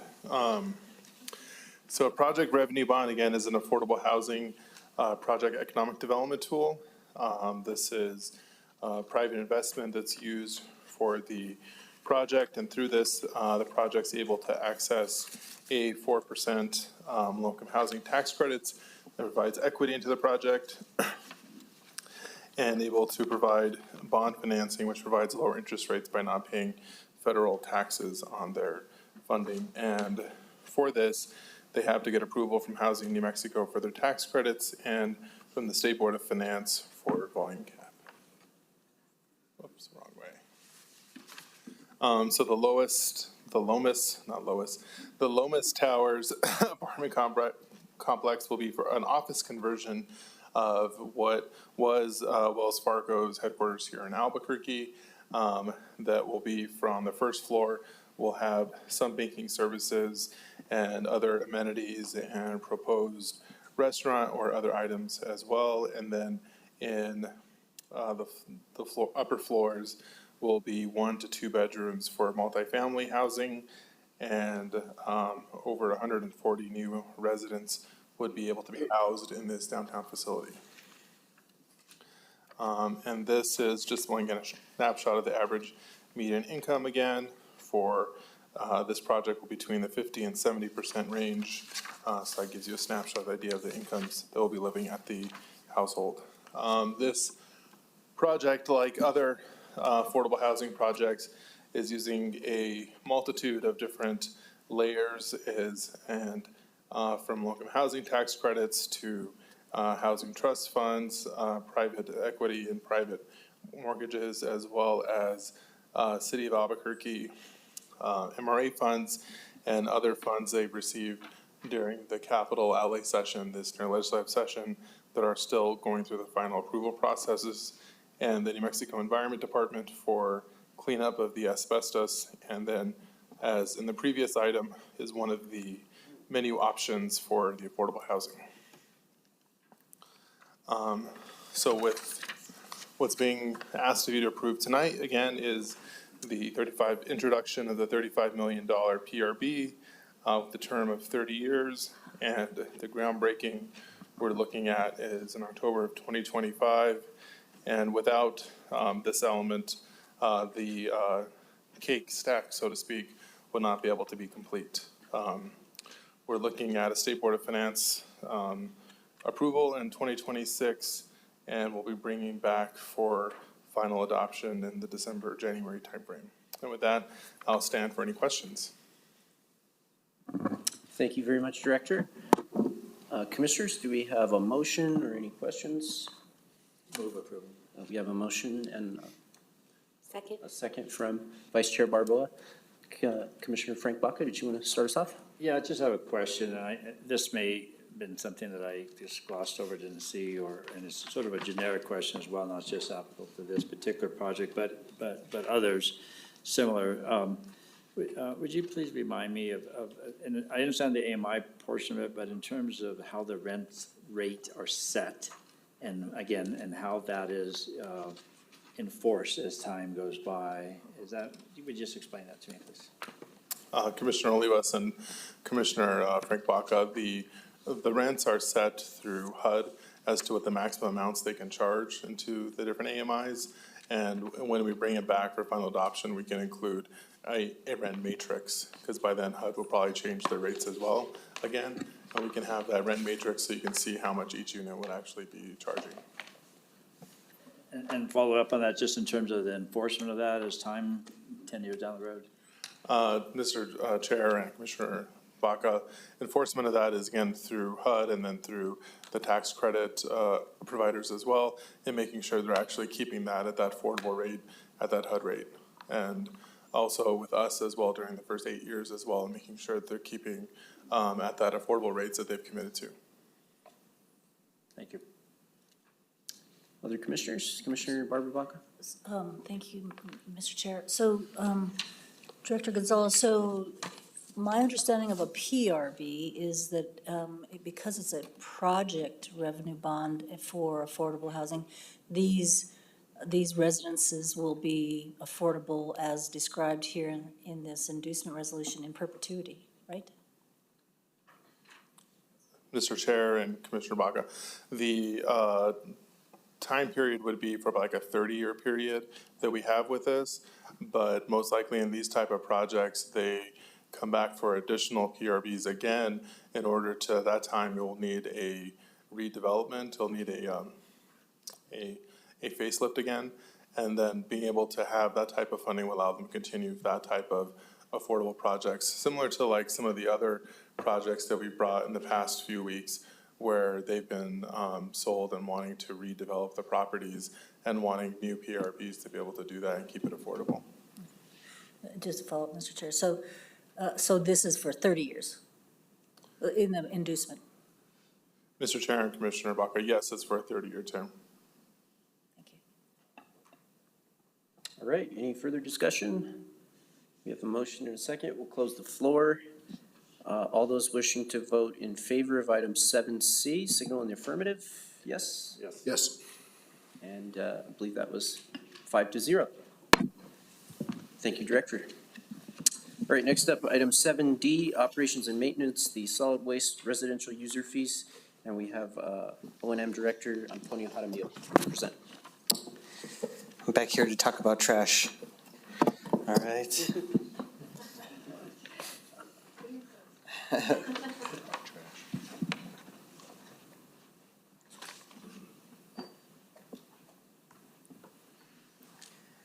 Mr. Chair and members of the commission, I'm here to talk about this. This is the second reading of the solid waste residential fee increase. Just as a summary, we're every year the vendor waste management, and before I start, I do have a representative here from waste management in case you have some specific questions. Mr. Dan Darnell, that will be able to answer those. Their contract allows for a CPI increase based off of the trash index that's published every March, and then it's reviewed in April, and then basically what yielded this year is a 4.8 increase. We are requesting a 5.5 based off of our program needs and absorption of previous CPI increases, and of course our administrative costs. There were some other questions on the last commission meeting on what the costs were per month and per quarter. I updated my my presentation, so the ones in green are the cost updated based off of the per quarter, so in case there's any questions on that. So as you can see, your residential collection is going to go up per quarter $3.24. And everything else associated with that. We will keep our bulky item pickup for free, and then also once a month bulky item pickup for free, and of course all that stuff associated with that. So again, here's the numbers that are direct numbers for any type of customer service concerns. I know there was some feedback that we received as far as customer service. So we do have a specific number that they can call. So it's that 224-1639 phone number. And again, the waste management number is there, the 892-1200. So with that, I stand for any questions. Thank you, Director. Any questions or motions? Move to approve. I'll second. So we have a motion from the Vice Chair, second from the Chair. Open it up for discussion. Commissioner Frank Baca. I just want to follow up on my comment last meeting regarding getting through to customer service. I waited a few days to attempt to get through customer service. And when I did try, I will say that I was able to get through in a little bit less than 8 minutes, I think it was, which was a significant improvement from the last time I tried, which was a couple of years ago, which was, I think, more like 8 hours or so, although not quite that long, but a couple hours for sure, before I gave up. And according to somebody that called in, they could never get in, so I appreciate that. And I guess my question in that regard is, and I've just, one of the things we like to do is publicize, good public information, because a big part of their clientele is in District 2, right, as well as Olivas' area.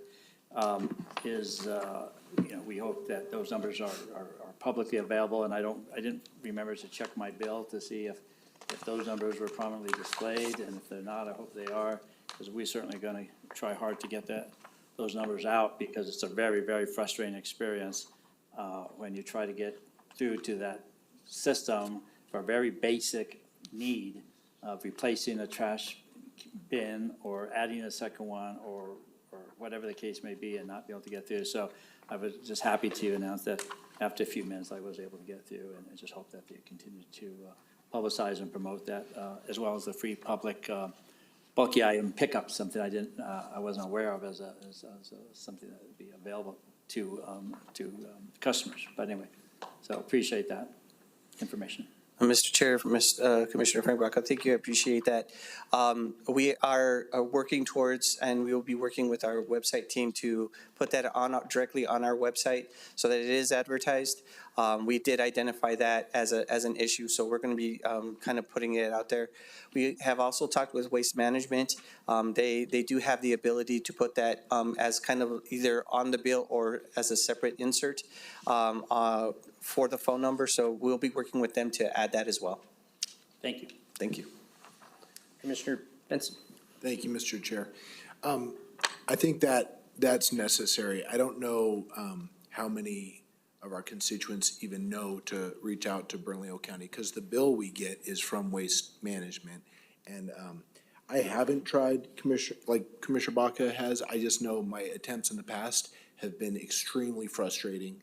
And actually the only response I got was once I've submitted requests for new cans, the treatment of the cans is pretty rough, which I get. They own it, so they can treat it as rough as they want, I guess, except that if it's broken, you can't use it.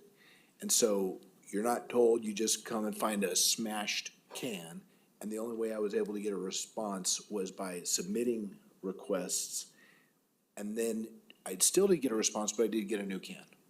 I was told to leave the can on the side of the road, and I did get new cans. It's a tough call, because, I mean, it's kind of a monopoly. They're the largest waste management collection in the world, and we gotta have it. We don't have our own waste management collection service. At these rates, we should consider it. And then our constituents could be mad at us. But yeah, as someone who utilizes their services, and the recycling, I have 2 recycle bins because I pick up every 2 weeks, and I've got a big family, go through a lot, and we've been disincentivized to recycle, but it's important to us, so we pay extra to do it. And then I've gotten photographs in the mail and bills, additional bills, because my kids will throw in paper towels or something that can't be recycled. And so, all right, I'm sorry I'm paying you to recycle, and I guess I'll pay you more and to recycle better. And so, yeah, it's just frustrating. So, and then this is a big jump, and it's all for profit. It's not, and then we have to eat the outlays, the unpaid bills, not Waste Management. So that needs to be fixed. So yeah, I just don't like any of this, honestly. Thank you. Thank you, Mr. Chair. Mr. Chair, Commissioner Benson, thank you for that feedback. We know we need to do a better job in advertising what we do. We do have customer service representatives that would be able to help you in that situation where you needed to replace your can or whatever like that. So we need to do a better job of doing that, and I'll work with my staff to do that. And we understand, the frustration with the recycling. There is, what the whole premise of that was to identify that there are certain things that can be recycled and cannot be recycled. We're trying to limit that because it does cost us at the back end to take that to the landfill because it's contaminated essentially. So that does take some type of manpower, but we are working towards that, and we know some stuff that we need to identify. We have identified that we will improve on, and we'll take that feedback and do better. Thank you. Yes, County Manager. So first of all, really thank you for your feedback, and I do want to just acknowledge that the staff is taking this input very seriously, and we know there was a lot of discussion at the last meeting, and we heard that, and we're thinking a lot about how to come back with some more direct, concrete solutions. Two things that I just wanted to alert you to. One is that so right now, we have the option of doing a 4-year extension. And one of the things we're going to take a look at is, could we do a 1 or 2 year extension, giving us the opportunity to work more closely with the current provider or look for an additional provider. I hadn't thought about taking it in-house, but I appreciate that. We'll absolutely put that in the calculus. But the second is also whether or not we want to decouple the billing process and bring that body of work in-house. And I think that might actually address many of the customer service issues. So we're going to be looking at all those options, working with our current provider through the leadership of our staff, and coming back to you with some recommendations about how to proceed forward. So I wanted to jump in. You know, I was very critical and voted against this at the last meeting, and I will be the first one to admit when I've learned something and understood something better. And this is one of those instances. I had the opportunity to meet with Mr. Dan Darnell with Waste Management, and got a little bit better understanding of what they do and how this contract is structured. And there's a couple of things that I just want to clarify, and certainly Director, jump in if you feel like I'm misspeaking or anything like that. But what we're actually voting on tonight is not to allow the provider to increase their rates. My understanding is they've already done that. In other words, we are already paying them the increased rate that's just built into their contract. And so if we were to not approve this tonight, basically we would be further subsidizing the expense of this service, which we already do, as Commissioner Benson said, by forgiving all of this debt that we hold for the provider. So, you know, after understanding that, right, I don't want to put us in a position of further subsidizing a service that I don't think actually reflects the cost of service as it is. If we were to turn this down tonight, we would be digging deeper into the hole. So this would come out of our general funds, out of our environmental ESGRT funds, if we were not to do this, and it would mean that we would not be doing more stream restoration in my district, or bosque projects, you know, different things that we use that environmental GRT for. So I think that's something that I want to clear up, that was definitely cleared up for me, a misunderstanding that I had. But secondly, I think we have an opportunity, as County Manager said, with this potential renewal option coming up, to take a look at this, and I think we heard that commitment tonight, to take a look at this contract, the way that we run it. The feedback that I got from the provider was that we are one of the only counties, possibly in the nation, but definitely in the region, that has the contract structured in this way, where we take on the debt.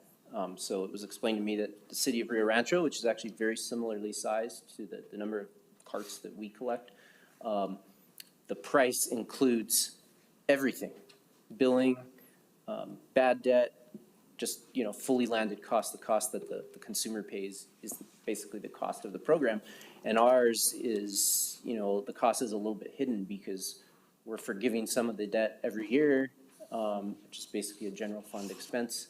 And then, you know, some of that is paid by the customer. So I think we have a great opportunity to look at the contract. I think we hear that from everybody involved. And, you know, maybe that means bringing billing in-house. Maybe that means taking it out of house. I'm looking forward to just hearing your professional opinions on where you think this should go. But I guess what I'm saying tonight is, as much as I share the frustration here, I think after understanding this better, we would be making the problem worse by not approving this tonight. So I think we have to do that, but I think we also hear the commitment from our staff that they're gonna dig deep on this and see what options we have, so. Any other commissioners? Yes, Vice Chair Barbaugh? I just want to tag on to that comment, because I feel like I have to be the voice of also that, yeah, I love the path we're going, exploration, dig deep.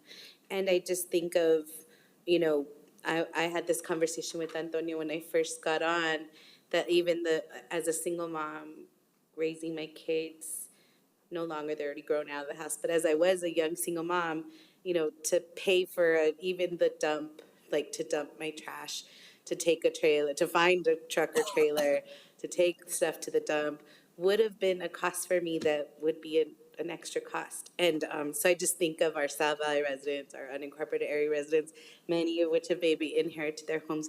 And so I guess I just want to say that we know that a lot of our families are living under the line, and so how that we're just thoughtful of them too. All right, commissioners. Not seeing any other comments here, so we'll close the floor for discussion. The motion is to approve item D, the solid waste residential user fees. All those wishing to vote in favor, signal the affirmative. Yes? Yes. Any opposed? No. All right, that item passes on a 4-1 vote. Thank you, Director. All right, our last item in this section, item E, Economic Development and the Family Promise Grant Application, Director Marcos Gonzalez to present. Thank you, Commissioners. As yes, this is for the Family Promise Affordable Housing Grant, and joined by my new best friend, Paula Donovan, from the Board of Family Promise, through Commissioner Barboa and many of the staff. We've been working on this project for quite a long time, and we're finally sewing up the last few pieces. We're able to do this through County Legal and Bond Counsel, and ED staff worked with being able to, how do we provide an alternative to certain RFPs or certain metrics for being able to provide housing grant assistance, which the Affordable Housing Act of the state allows us to. So we designed a new application that we're still working through with the New Mexico Mortgage Finance Authority, but we're almost there.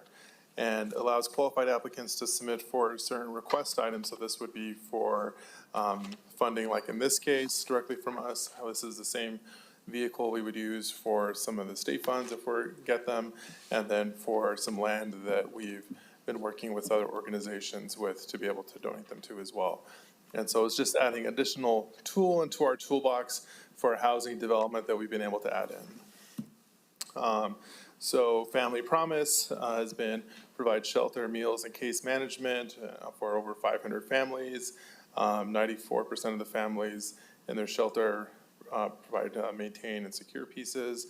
And this request will allow them to really grow that level of services by being able to purchase 2 triplexes in the international district that would be used for transitional housing, a daycare center, and overnight shelter for many of these families that are experiencing homelessness.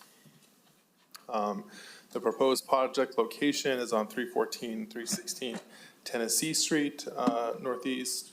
And to the left is a bit of the group of the different capital stack that we'll be using for the project, from building funds that the organizations raised and $500,000 from the county allocation as well.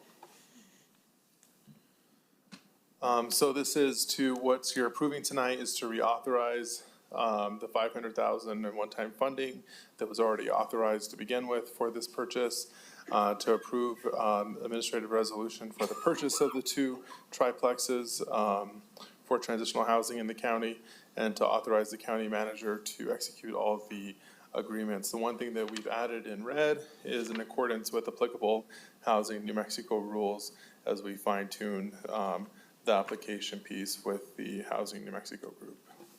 But with that, I'll stand for any questions, and if you have any questions specifically about the programming that happens as well with Family Promise, Paula can answer those questions. But thank you, Director. Vice Chair? Yes, thank you so much. I just want to thank everybody. Thank you, Marcos, for taking this on. Thank you, County Manager, and our previous County Manager, Julie Marcos Baca, also gave green light. We've been trying to make this work for quite some time. And I see Executive Director Combs just tearing, because I just imagine how many nights of sleep you must have lost over the ups and downs of this project. It started with Councilor Feeble-Corn, and then Commissioner O'Malley and myself trying to get ARPA dollars to this project, and then finding all along the way, pulling in staff from both city, county, and us ping-ponging the ball back and forth. And I just, I'm so grateful. And I'm so grateful because this is gonna, when I found out about the Affordable Housing Act, I was like, whoa, this exists. We could do a thing, right? But we weren't meeting its full potential. And I feel like this is like, you all are the breaking the ceiling open, cracking the shell. And I know, thank you so much for your patience and for sticking in there, because this is gonna be the model. And what a better model, if folks don't know about Family Promise, there is a number of congregations that put in their own funding to make sure that folks experiencing homelessness have a good place to live, that they have access to things, some support, resources like others were talking about. And they do this all on their own without a lot of government help. They had actually raised $500,000 on their own and bought a building that they thought they were just gonna be able to renovate with maybe a little bit of money. And turns out the building wasn't up to code, all these back and forth things. So, that community is full of just love and compassion for folks experiencing homelessness, and they're putting into it every day. So this is like the perfect example of how government can support what folks are already doing really greatly. And I'm sorry it took so long because we know you all are too. We have a whole board and community of folks here to support this. Thank you for your patience tonight through all our agenda items. But I know the work you do, and I'm so grateful this is in my district and that y'all are gonna be providing quality, loving care and services to help our vulnerable population. So thank you, and thank you to all our staff for just breaking through and making it happen. I think we're doing the work that was intended in those written policies. We're putting them into action and implementation. So important. Y'all are first. So thank you. It's a great baptismal and wonderful day. So couldn't be more happy to support this and support y'all's work. If you want to say anything, definitely. I mostly want to say a big debt of thanks to Laura Combs, the executive director, who started with this way back when and has worked through all of the changes. So I just wanted to honor her and the board members who all came out tonight. Thank you. Unless you have any other questions, I don't have a lot to say. I would move for approval, Second? and I encourage my colleagues to approve. Commissioners, any discussion? Yes, Commissioner Frank Baca. I just have a question, just so I can understand. Could you explain the scope of case management services that you would provide? It's very extensive. Laura, do you want to come up and explain that part? Laura does the majority of the case management, would be more familiar, so I think you'll get a more complete answer.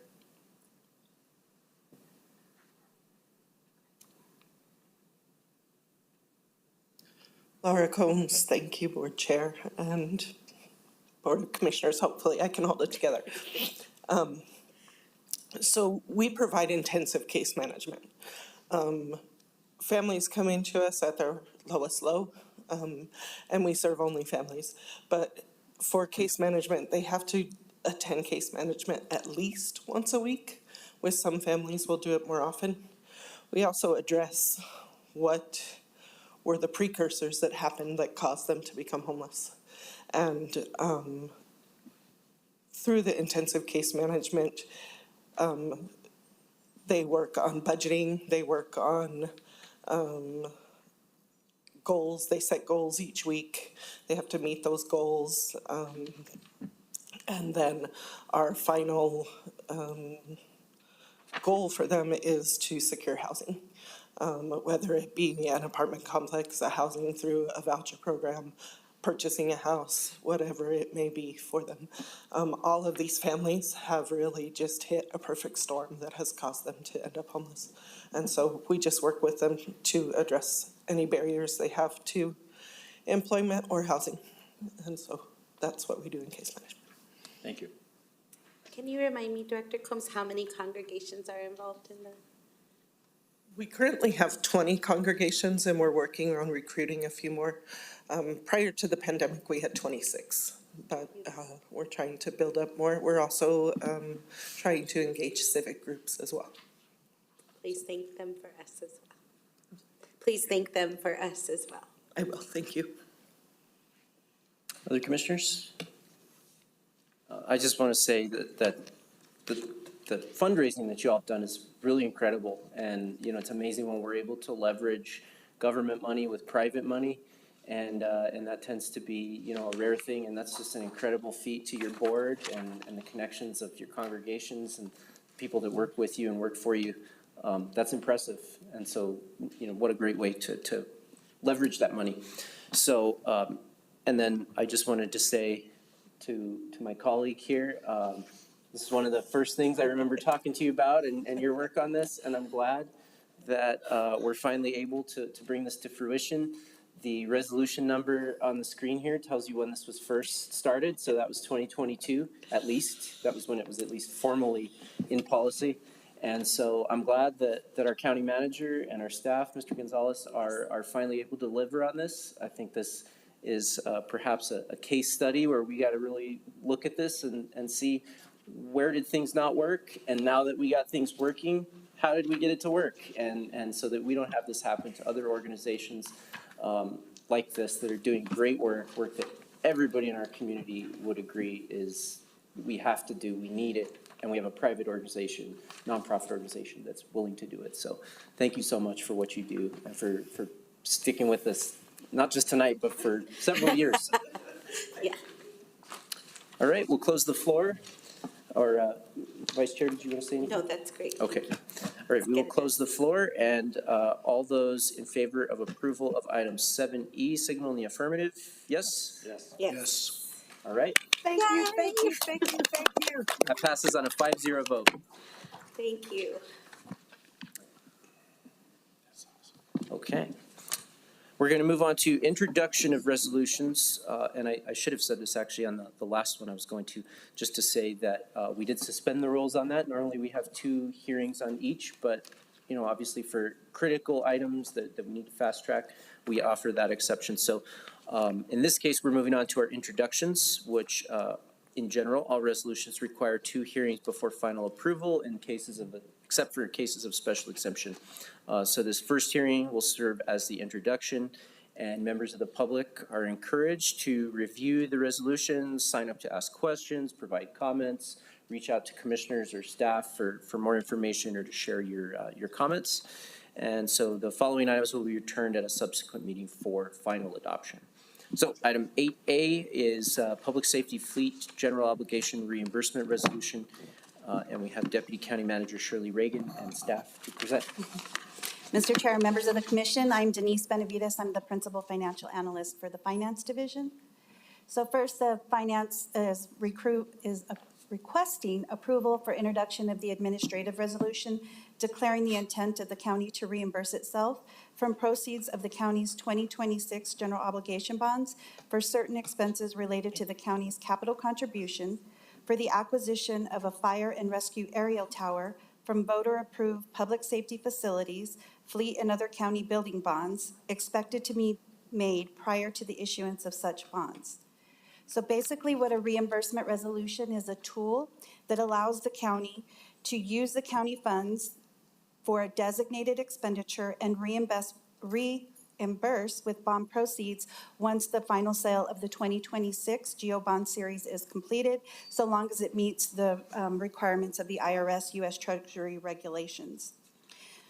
Part of those regulations are failure to adopt a proper official intent within 60 days of when the date the payment is made of the original expenditure will result in that expenditure not being reimbursed from bond proceeds.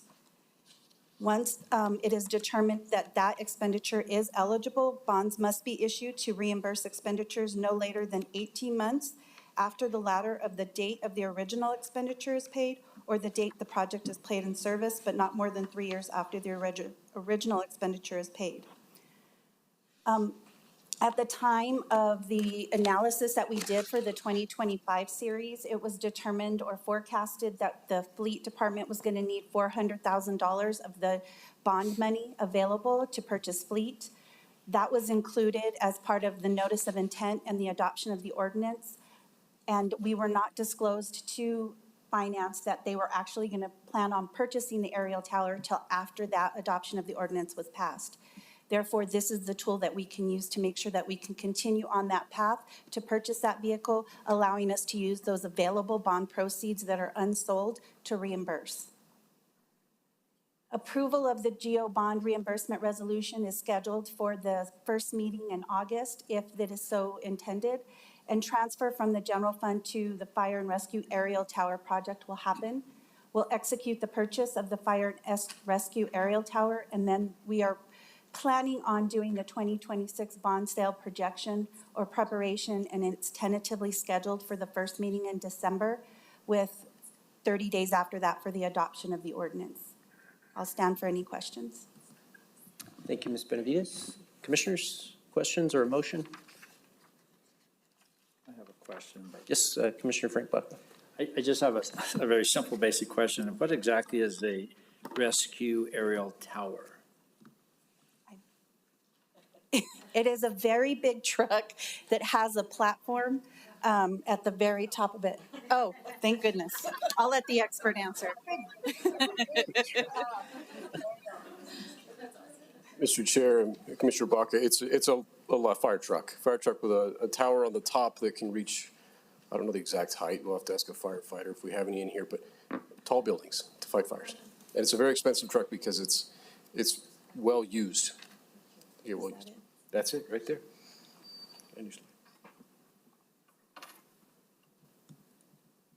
That's it. Thank you. Would you like to make a motion? Sure, move to approve. All right. Second. And a second from the other Commissioner Baca. Any further discussion on this?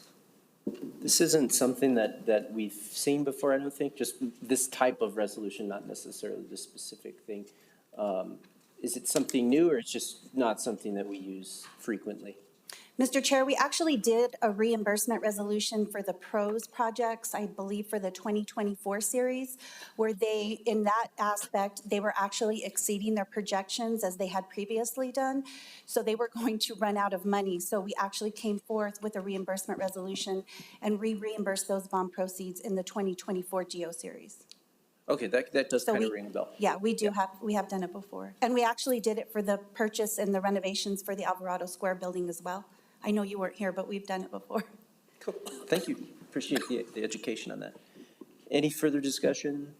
Seeing none, we'll close the floor, and all those in favor of item 8A signal in the affirmative. Yes? Yes. Yes. And that passes on a 5-0 vote. Thank you. Okay, next up, we have a commission-sponsored item, defending the U.S. Constitution and separation of powers. That is going to be myself and Vice Chair Barboa. Vice Chair, I don't know if you wanted to start off. I would love to. Thank you so much, Chair Olivas. And thank you, Dr. Deborah Potter, I believe, and Mr. Shaw, and all the many that spoke on this. I tried to take better notes. But I just want to thank you for bringing this important. I think you are correct that the separation, separate but equal.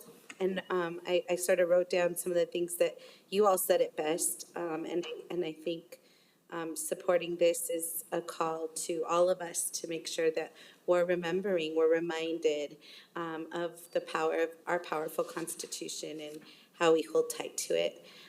This work reminds me that this time and these works and even your comments remind me that this is not new, right? Our country has seen acts like this before, manipulation and twists of words in our Constitution to try and make them work for others. But right, we've been able to always hold on to very tightly to our Constitution, and I think that's what this is a call for, a call that we hold tightly onto those values, the co-equal three branches of government. We have veterans here today. Mr. Leba was a lawyer, and really all generations here today to express support for this. So I'm honored to bring this forward and ask for our commissioners' support. I move approval. And I'll second. Joining in to my co-sponsor and my vice chair, I want to first thank the community members really that came out tonight, that brought this to our attention. I know that we're all thinking about this a lot every day, unfortunately. When you're watching the news and you're seeing what's going on in our country, and many acts that I realize it gets political, but really not trying to be political, trying to be as, just thinking about what is due process, what is the letter of the law, and I think just so many of us think about this every day. and the stretching, the continuous stretching and the continual numbing, I think, that we're starting to feel, right? Every act just builds on the last act and makes that one look a little less bad, a little more benign. And so I think you look back to the last time we saw this kind of pushing against the Constitution and growth of executive authority, perhaps in the last term, that looks very minimal compared to what we're seeing now. And so I think this is just a very, unfortunately, it's our small way of using our voice as a commission, our voice as leaders and folks that represent the members of our community to say to our congressional delegation, we support you, right? We have a good congressional delegation. Senator Lujan, Senator Heinrich, and all the members of the U.S. House that represent New Mexico and specifically Bernalillo County are, I believe, on the right side of these issues generally. But they need to hear that from us, right? They need to know that back home, people have their backs. And the work that they're doing is important work, even if they are not necessarily going to win every fight or any fight in this situation right now. But we have to support them. We have to support our congressional delegation because they support us, right? You look at some of the housing projects and the other things on our capital improvement list, and those folks are helping us do our jobs here locally, and we've got to help them do their jobs nationally. And protecting our Constitution and our separation of powers is a core part of that, right? Every system of government, from local governments to state government to federal government, is founded on those separation of powers, the ability to challenge decisions and due process, right? These are basic fundamental rights that we are seeing violated almost every day, and particularly for people that don't look the right way to the people in power, right? To people that this administration has deemed are not worthy of those protections that are provided by law, by the U.S. Constitution. They are not provided by an individual or by the executive branch. And that's where we see, I believe, the need for this, the need to speak out, the need to raise our voice and support our delegation and support the people that live here and their rights to free speech, to freedom, to due process and law. So I urge my colleagues to support this and hope that we can do our part in supporting our delegation. So, open the floor if there's any comments. Commissioner Frank Baca? Sure. And I appreciate your comments, Mr. Chair, because, and I might suggest a couple of changes in the wording just for discussion purposes, not necessarily an amendment at this point in time, just get some feedback on that. But I do think that our current delegation is doing exactly what this resolution suggests. And so I don't want them to think that we think that they're not doing it, and so then please. So my suggestion under the now therefore clause under number 2 is supports and encourages the congressional delegation of the state of Mexico to continue to lead rather than just to do that, because I think they are doing it. And it's an ongoing battle. As you said, it's not really, in many respects, it's not really a political issue because it's been something that our history tells us had gone on through many administrations throughout the couple hundred years history of this country that has been subject of books written about that topic. And so I would just want to make it clear that in my mind that we're not saying they're not doing it, but to ask them to continue that. And also on the first page, just again a thought, happy to hear some feedback, is where on the very first sentence, whereas the Bernalillo County Board of Commissioners believes that the U.S. Constitution, I would suggest the word acknowledges. We don't believe it, it's a fact. We acknowledge that the U.S. Constitution is the basis for our democratic republic. So that's just not an opinion, it's a fact. And I think the word believes might actually be more appropriate. And again, these are just suggestions on the third whereas. The Bernalillo County Commissioner acknowledged there is that's where I might insert the word believes that there is an unconstitutional consolidation of power. So anyway, I support the intent of this, and again, I think the idea is that you're absolutely right. There is a checks and a balance and a process, and there's always been that back and forth and tension, if you will, between the different, branches of the government, and it's something that is the foundation of our government, and something that I think we all support to continue to create that balance that we seek to continue the amazing form of government that we have. Thank you, Commissioner. And if I might respond to that, I think those are brilliant suggestions, frankly. I think those absolutely meet the mark. Totally agree with you and appreciate your help on that. And since this is just our introduction resolution, if I might suggest if we could ask staff to make those tweaks on our next hearing of this, I think that only improves the work that we're trying to do here. Agree. Commissioner Benson. Thank you, Mr. Chair. I concur. I think acknowledge and perhaps add in that we have sworn to uphold the U.S. Constitution as well as the state constitution. Although this is to our delegates, they may not care about our oath of allegiance to the state constitution. Well, they care as residents, but not in terms of their capacity. But I think Commissioner Baca makes a good point that line 6 would say believes instead of acknowledges, because I think it is an issue of perspective, and this is a very partisan document. That's my only issue with it. The title, I absolutely agree with. In fact, I think if we just relied on the title, we don't even need it because we've already sworn to uphold the U.S. Constitution and the separation of powers. And have there been abuses in the separation of powers? Perhaps. It depends on who you ask, and it is a belief. And Commissioner, Mr. Chair, you acknowledge that, or you recognize that perhaps even by the prior administration, and I would go as far, if you ask any party, the opposing party to whoever's in the White House has declared an abuse of executive authority. I remember the School of Rock song on Saturday Night Live about the executive orders that President Obama was issuing, educating the public on what an executive order was, and how many he used, left and right. And same with,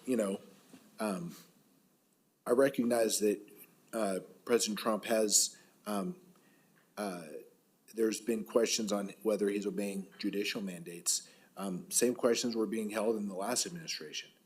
So for me to support this, I would prefer to take out the partisan language and speak to the higher calling that our Constitution does refer to. In terms of the equal powers or the balanced powers of the executive, legislative, and judicial branch, the Democratic Party is going to take the House back at some point, and the Senate. And if it's while Trump is in office, then we'll see a definite check.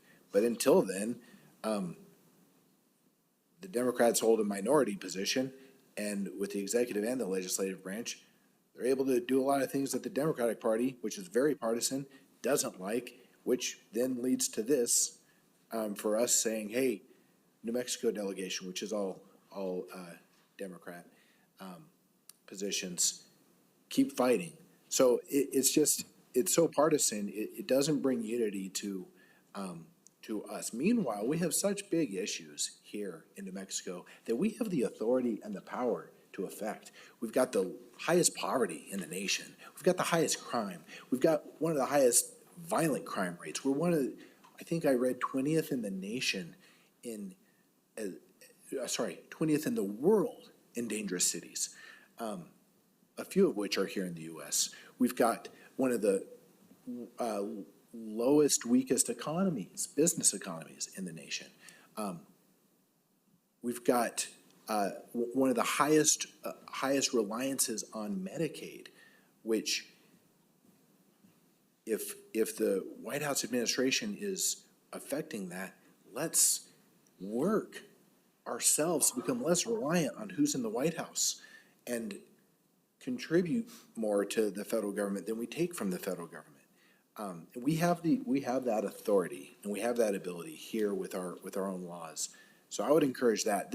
I think this will go a long ways to support our representatives, but it's more of a public statement to them, kind of a social media kind of a statement that I don't see as being effective in terms of upholding our responsibilities.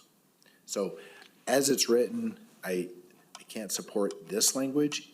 If you would, if the chair and the vice chair, whom I respect greatly, and I enjoy working with, took out only the current, or recognized, maybe we could list all of the potential abuses of every administration. All right, then let's throw that out there. Because I don't want to see I don't want to see the current administration abusing power. But that, and every single meeting I hear some comment about the current administration. This is my 5th year serving. I haven't heard one comment on the administration since I've served until this year. And so we have plenty of opportunities that are taken to tear down the current administration. Doesn't really do any good, just kind of whining. Meanwhile, we can do good. We can fight. We can work to build our community, provide housing, provide services, provide behavioral health. That's what I would encourage my colleagues to do. And happy to discuss further, but thank you, Mr. Chair. Thank you, Commissioner Benson. I would like to respond to that briefly, but just to clarify, the prior administration, I was referring to the first term of the current administration, not the last executive that was before Trump. See, okay, back to perspective. Thank you for the clarification. I get it. But, I think there's a bit of a difference between, disappearing people, masked men showing up to people's home and disappearing them from the country with no notice, no due process, to the work that our law enforcement does every single day, showing their faces, using the warrants and the justice system, however imperfect it may be. And I think that there's a big difference between that important law enforcement work that's going on every single day that we do at the local level. I shouldn't say we, but folks in the audience and many in our community do every day to keep us safe and improve the safety of our community. And that's a very different thing. And in fact, I think that may conflict with some of the economic arguments that you're making when we are disappearing folks that are contributing members of our workforce and our society and helping us to build the affordable housing that we just approved. And I actually do believe, we're 2 hours into a meeting and we've spent, actually, I don't think I've heard anything about the administration or the federal situation up until this item. And actually, we've conducted a lot of important business in this meeting, approving what I think is a transformative housing plan, capital outlay work through our CIP process that funds roads and drainage infrastructure and parks and community centers, multiple economic development initiatives, mainly on housing and homelessness. I think we've spent a lot of time this evening. We just had a public safety item before this. I think we spent a lot of time working on the issues that we can control locally.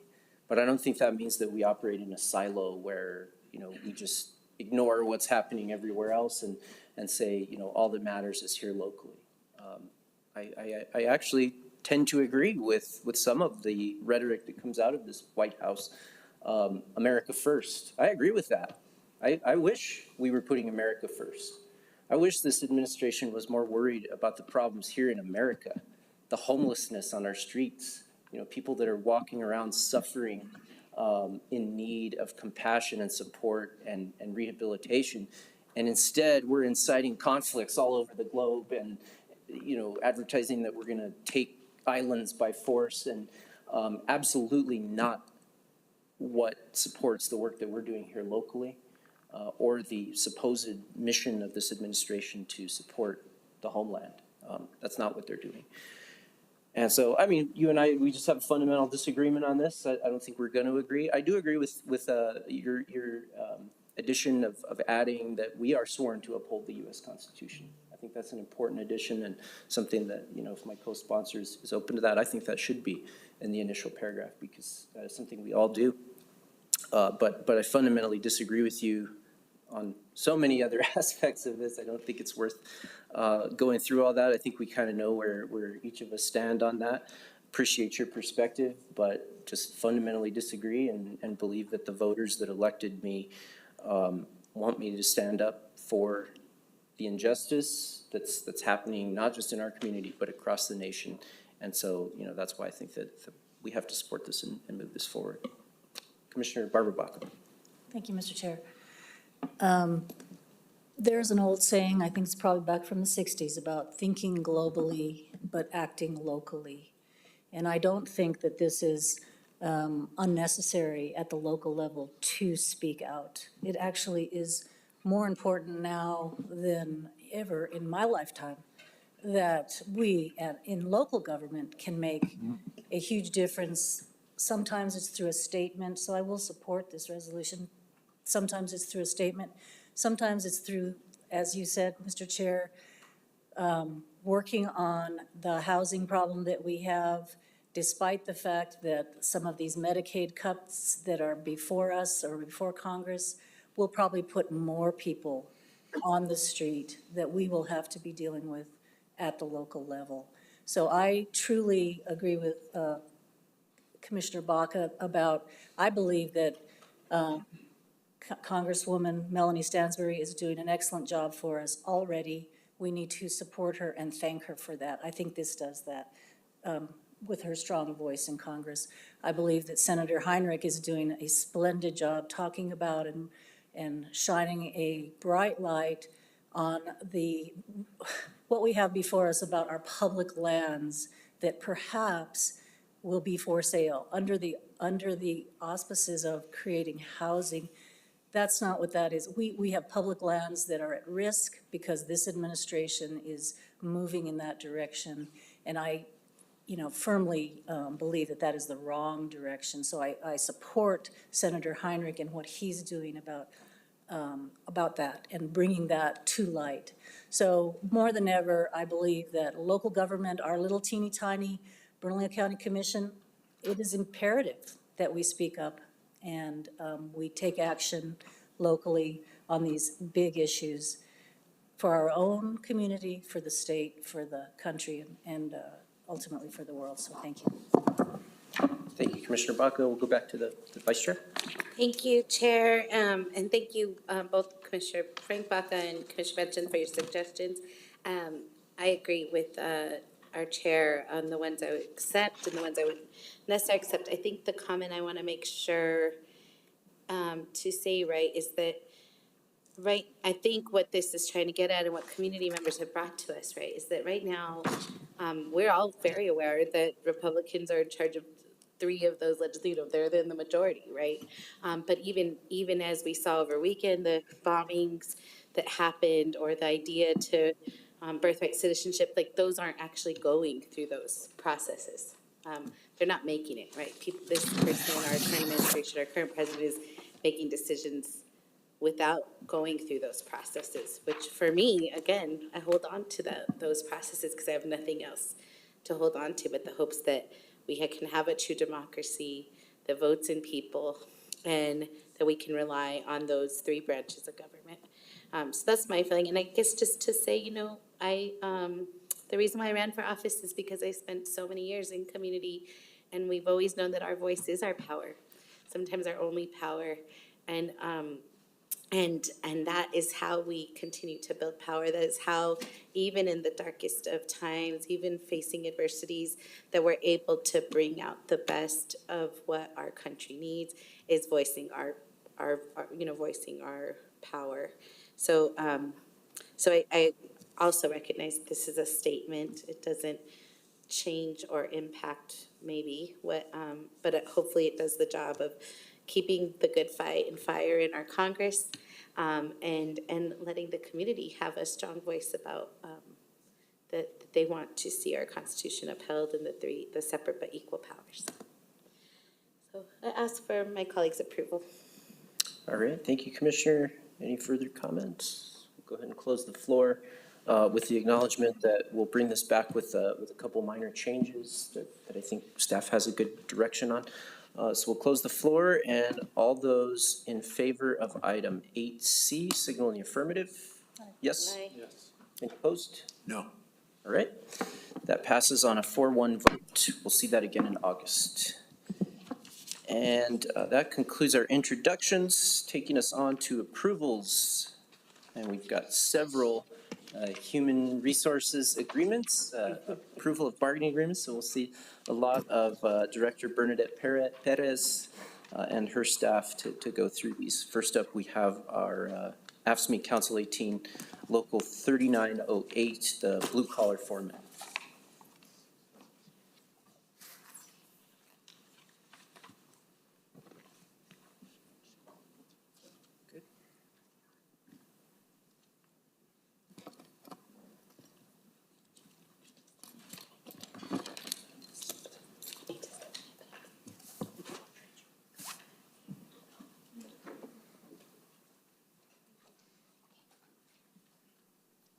Good evening, Mr. Chair, Commissioners, County Manager Chavez, Don Hill, Senior Manager, Labor and Employee Relations.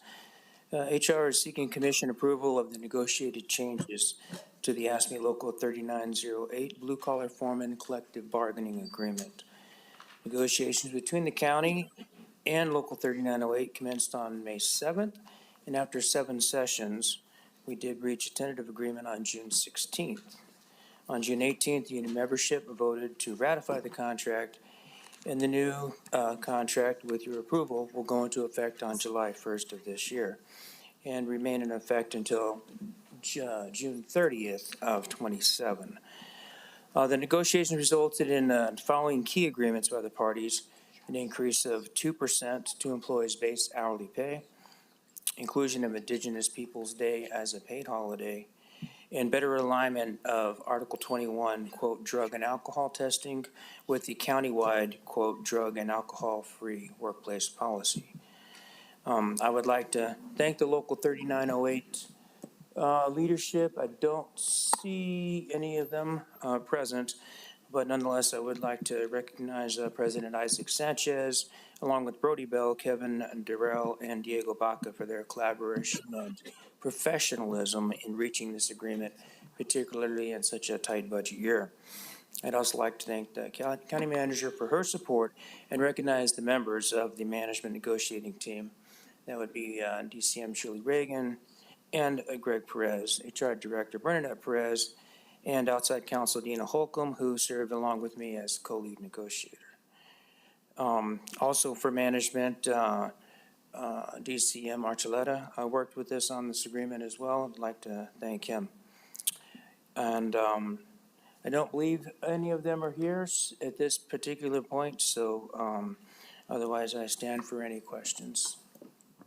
Thank you very much, Mr. Hill. Thank you for your good work on this, Commissioners. Do we have a motion? Move approval. I'll second. All right, we have a motion from Commissioner Barbara Baca. Any discussion? All right, seeing none, we'll close the floor, and all those wishing to vote in the affirmative on item 9A. Yes. Yes. Commissioner Benson? Or, Yes. okay, thank you. Just checking. Didn't think so. All right, that passes on a 4-0 vote. Thank you, Mr. Hill. Going to the next one here. This is collective bargaining agreement with AFSCME Council 18, Local 1461, blue collar. Good evening, Mr. Chair and Commissioners. My name is Bernadette Perez, the Human Resources Director. Human Resources is seeking Commission approval of the negotiated changes to the AFSCME Council 18 Local 1461 Blue Collar Collective Bargaining Agreement. Negotiations between the county and Local 1461 commenced on April 30th, 2025, and we reached tentative agreement on June 16th, 2025. On June 18th, 2025, the union members ratified the contract, voting in favor of the new contract. This is a 2-year contract which expires June 30 of 2027. There are language changes to various articles throughout the contract, and I'd like to highlight the changes to Article 20. Wages are being increased by 2% for most bargaining unit employees. Some positions identified as hard to fill will receive a range of increases from 3.5% up to 19%. Some of the hard to fill positions include our cooks, custodians, our custodian leads, our highway maintainers, inventory warehouse specialists, low voltage technicians, our general mechanic, parks and rec maintenance mechanics, and our signal technicians. The wage increases position Bernalillo County to remain competitive with other organizations and are essential for supporting employee retention. I would like to recognize the management team as well. So we had lead negotiator Dina Holcomb, co-lead negotiator, employee and labor relations manager Mr. Don Hill, DCM Shirley Reagan, DCM Greg Pettis, and myself. I would also like to thank DCM Elias Archuleta for assisting the management team during these negotiations. I'd also like to thank the county manager and the management negotiating team from AFSCME Council 18, Local 1461, and for their collaboration in reaching this agreement. I do believe the union president is in attendance in the event he has anything to add. Otherwise, I stand for any questions. He's good, I think. Thank you. And a motion or any comments or questions? I can second. Open the floor. Any comments? Okay. Madam Clerk, please call the roll. Our chair just took a step out, so I'm sure he will be right back. But I think, sorry, go ahead and start with us. Ma'am, I will do that. Commissioner Frank Baca. Yes. Commissioner Barbara Baca. Yes. Commissioner Benson. Yes. Vice Chair Balboa. Yes. I'm here. Chair Olivas.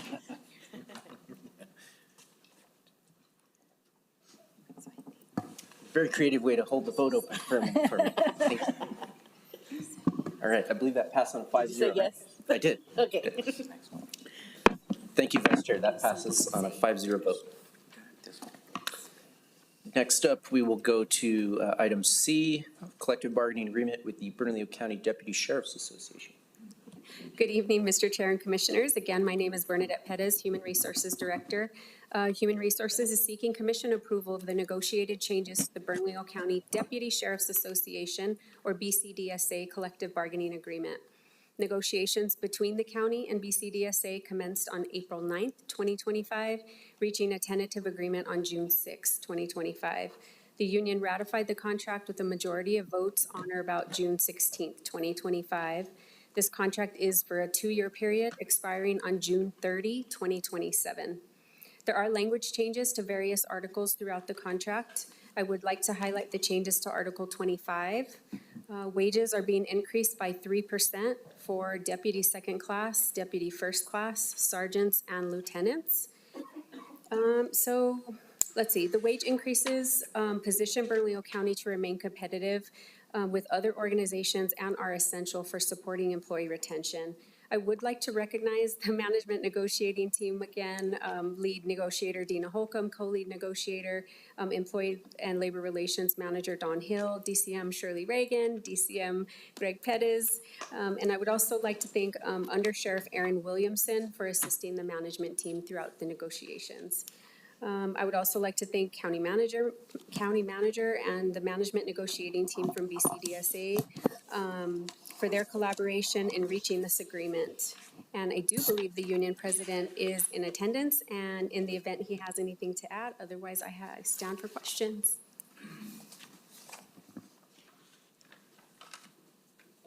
Good evening, Mr. Chair, Madam Vice Chair, Madam County Manager. My name is Kyle Woods. I'm a lieutenant with the Bernalillo County Sheriff's Office, and on behalf of the Bernalillo County Deputy Sheriff's Association, I just wanted to express our gratitude to the negotiation team, to the county for hearing our requests, our concerns. We heard you voicing your support of the men and women of the Sheriff's Office during the budget meetings. We also heard that it was a very challenging and unique year with some uncertainties financially. There are many entities in the county needing and certainly deserving of additional support, and we are very grateful for this contract and believe it does in fact keep us positioned to remain competitive and what I believe is one of the best law enforcement agencies in the state of New Mexico, if not the. and we will continue to strive to do that and push those bounds forward. So thank you all very much. Thank you very much. Commissioners, I'd make a motion for approval. Second. Second from the Vice Chair. Any discussion? All right, seeing none, all those wishing to vote in favor of item C, signal in the affirmative. Yes? Yes. Aye. All right, that passes 5-0. Takes us on to item D. This is collective bargaining agreement between Bernalillo County and AFSCME Council 18, Local 2260, white collar. Good evening again, Mr. Chair and Commissioners. My name is Bernadette Perez, Human Resources Director. Human Resources is seeking Commission approval of the negotiated changes to the American Federation of State, County, and Municipal Employees, which is AFSCME Council 18, White Collar, Local 2260 Collective Bargaining Agreement. Negotiations between the county and the White Collar Local 2260 commenced on April 15th, 2025, and reached tentative agreement on May 29th, 2025. The union ratified the contract with a majority of votes on June 9th, 2025. This is a one-year contract expiring June 30 of 2026. There are language changes to various articles throughout the contract. I'd like to highlight the changes to Article 19. Wages are being increased by 2% for bargaining unit employees. This wage increase also positions Bernalillo County to remain competitive with other organizations and again is essential in supporting our employee retention. I don't know if I want to recognize the negotiating team again because you've heard those already. They are recognized for the record, yes. So, and I'm not certain if a representative of White Collar is in attendance and has anything to add. However, I stand for any questions. Thank you very much, Director Perez. Commissioners, would anyone like to make a motion? Move approval. Second? Any discussion? Seeing none, we'll close the floor, and all those wishing to vote in favor of item E, signal in the affirmative. I'm sorry, D, signal in the affirmative. Yes? Aye. Aye. Yes. Any opposed? That passes 5-0. All right, last one. This is the collective bargaining agreement for AFSCME Council 18, Local 1536 for the Youth Services Center.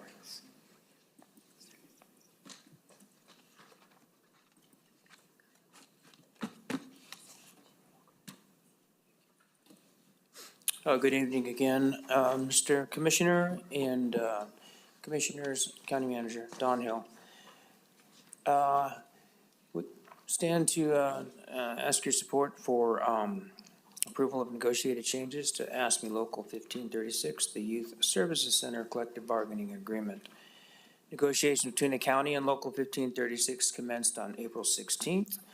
And after 5 sessions, reached tentative agreement on June 10th of 2025. On June 17th, the union membership voted to ratify the contract. With your approval, the new contract will go into effect on July 1st and remain in effect until June 30th of 2027. These negotiations resulted in the following agreements by the parties: an increase of 8% to employees' base hourly rate. This increase is for hiring and retention for very difficult positions to staff. Additionally, we did include Indigenous Peoples' Day and Juneteenth as paid holidays recognized in their contract. We did complete a better alignment of Article 23, drug and alcohol testing, with the countywide drug and alcohol testing drug and alcohol-free workplace policy. And then minor changes were made to overtime, specialty posts, sick leave, discipline, bidding, seniority, and inclement weather procedures. So it was a pretty robust negotiation. I would like to thank AFSCME Local 1536 negotiating team members, the local president, Angelica Carrillo, and Will Martinez. There's Will, sorry. And along with AFSCME official Rob Trombley, for their collaboration and professionalism in reaching this agreement. Again, thanks to the management team, who you all know by name now. And I'd also like to include our SME for this was Deputy Director Stanley Gray from the YSC, who was a key player on our team. At this point in time, I'd like to turn it over to local president Carrillo and to say a few words. So, ma'am. Thank you for having me today. It feels good to be able to speak in front of you all again. With the updates we proposed within the contract, I'm optimistic that it will greatly benefit everybody within the facility, both residents and staff included. Thank you for considering an 8% increase. It shows us that we're not forgotten and that our concerns are being heard. From the bottom of my heart, as well as the voices from the Youth Services Center, we greatly appreciate everything that has been done. A big thank you to the negotiating team as well. It was a privilege to work beside you guys. We greatly thank you for everything that you've done in the background as well that we're not able to see, but we can see you guys working hard, and we greatly appreciate that. Thank you for not forgetting about us. So I stand for any questions. Thank you very much. Madam Vice Chair. I guess I'd first like to move approval. Second. Thank you, Chair, and thank you so much for bringing this. And thank you, I didn't get your name. Angelica Carrillo. Okay, thank you, and you're the president of the union. Thank you. Exciting to know that you're there. The last that I was at, when right after sort of the crisis that happened around Christmas, there wasn't a board president, or there was changing board presidents, and maybe a bit of a union, finagling for maybe multiple reasons. I'm not quite sure, but I'm glad to see and hope that the union can feel good and stable. I think this is one of the most important things. Thank you to all the people you named to make this happen. I think, we keep, we're running some big important places like the jail and fire departments. And I want you to know we're not forgetting about you, because that's the important, like often we think, oh, it's the youth detention center or something. I don't know what we think. I don't know why it's been this long that we haven't, but I think this is an important step towards showing that value.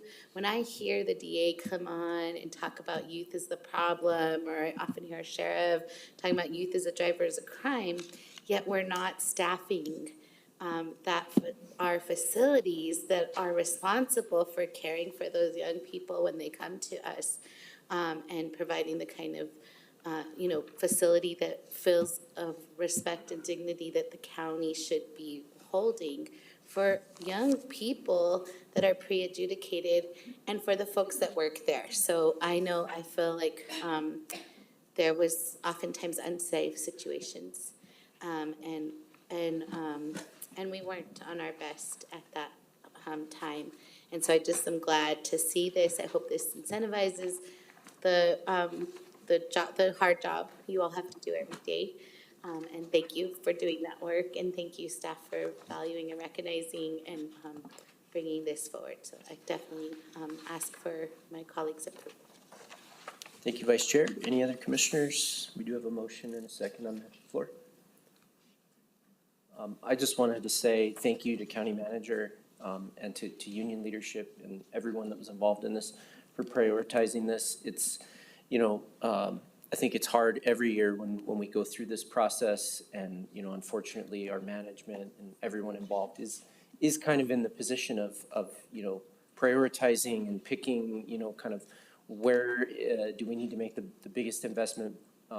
And I think you could make a case for that in almost any department in the county, right? It would be relatively easy, but this is a really easy one. Just with the high-profile nature of this facility, as the Vice Chair just described, the cases, the kids, the whole situation is just very difficult. So I think it makes a lot of sense to invest in folks like you in the audience and the members that you represent. The good work that you do, very challenging work with a very challenging population. And so, I think in a tough budget year, this is our very small way of recognizing the good work that you do and the priority that we have to place on that facility. So I really appreciate the management team and the union team for working together to make this happen. So that, seeing no further comments, we'll close the floor and move to a vote. All those in favor of item E signal in the affirmative. Yes? Aye. Aye. All right, that passes on a 5-0 vote. Thank you. Thank you. Okay, our last item of the evening, we have item F, real estate acquisition of 105 Texas from DCM Cynthia White.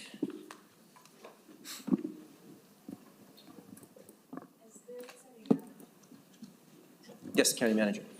sorry, through the chair, as they're setting up, I just wanted to add two more items that affect the collective bargaining, but that aren't going to be in front of you. And one of them is that the behavioral health bargaining unit, this unionized group was recognized after the last negotiations. We don't have a contract with them. So we're going to be entering into an MOA in order to give them a 2% increase. The other is that obviously our unrepresented employees will also receive that 2% increase. We have two, the court deputies, we negotiated with them and came to a TA on June 20th.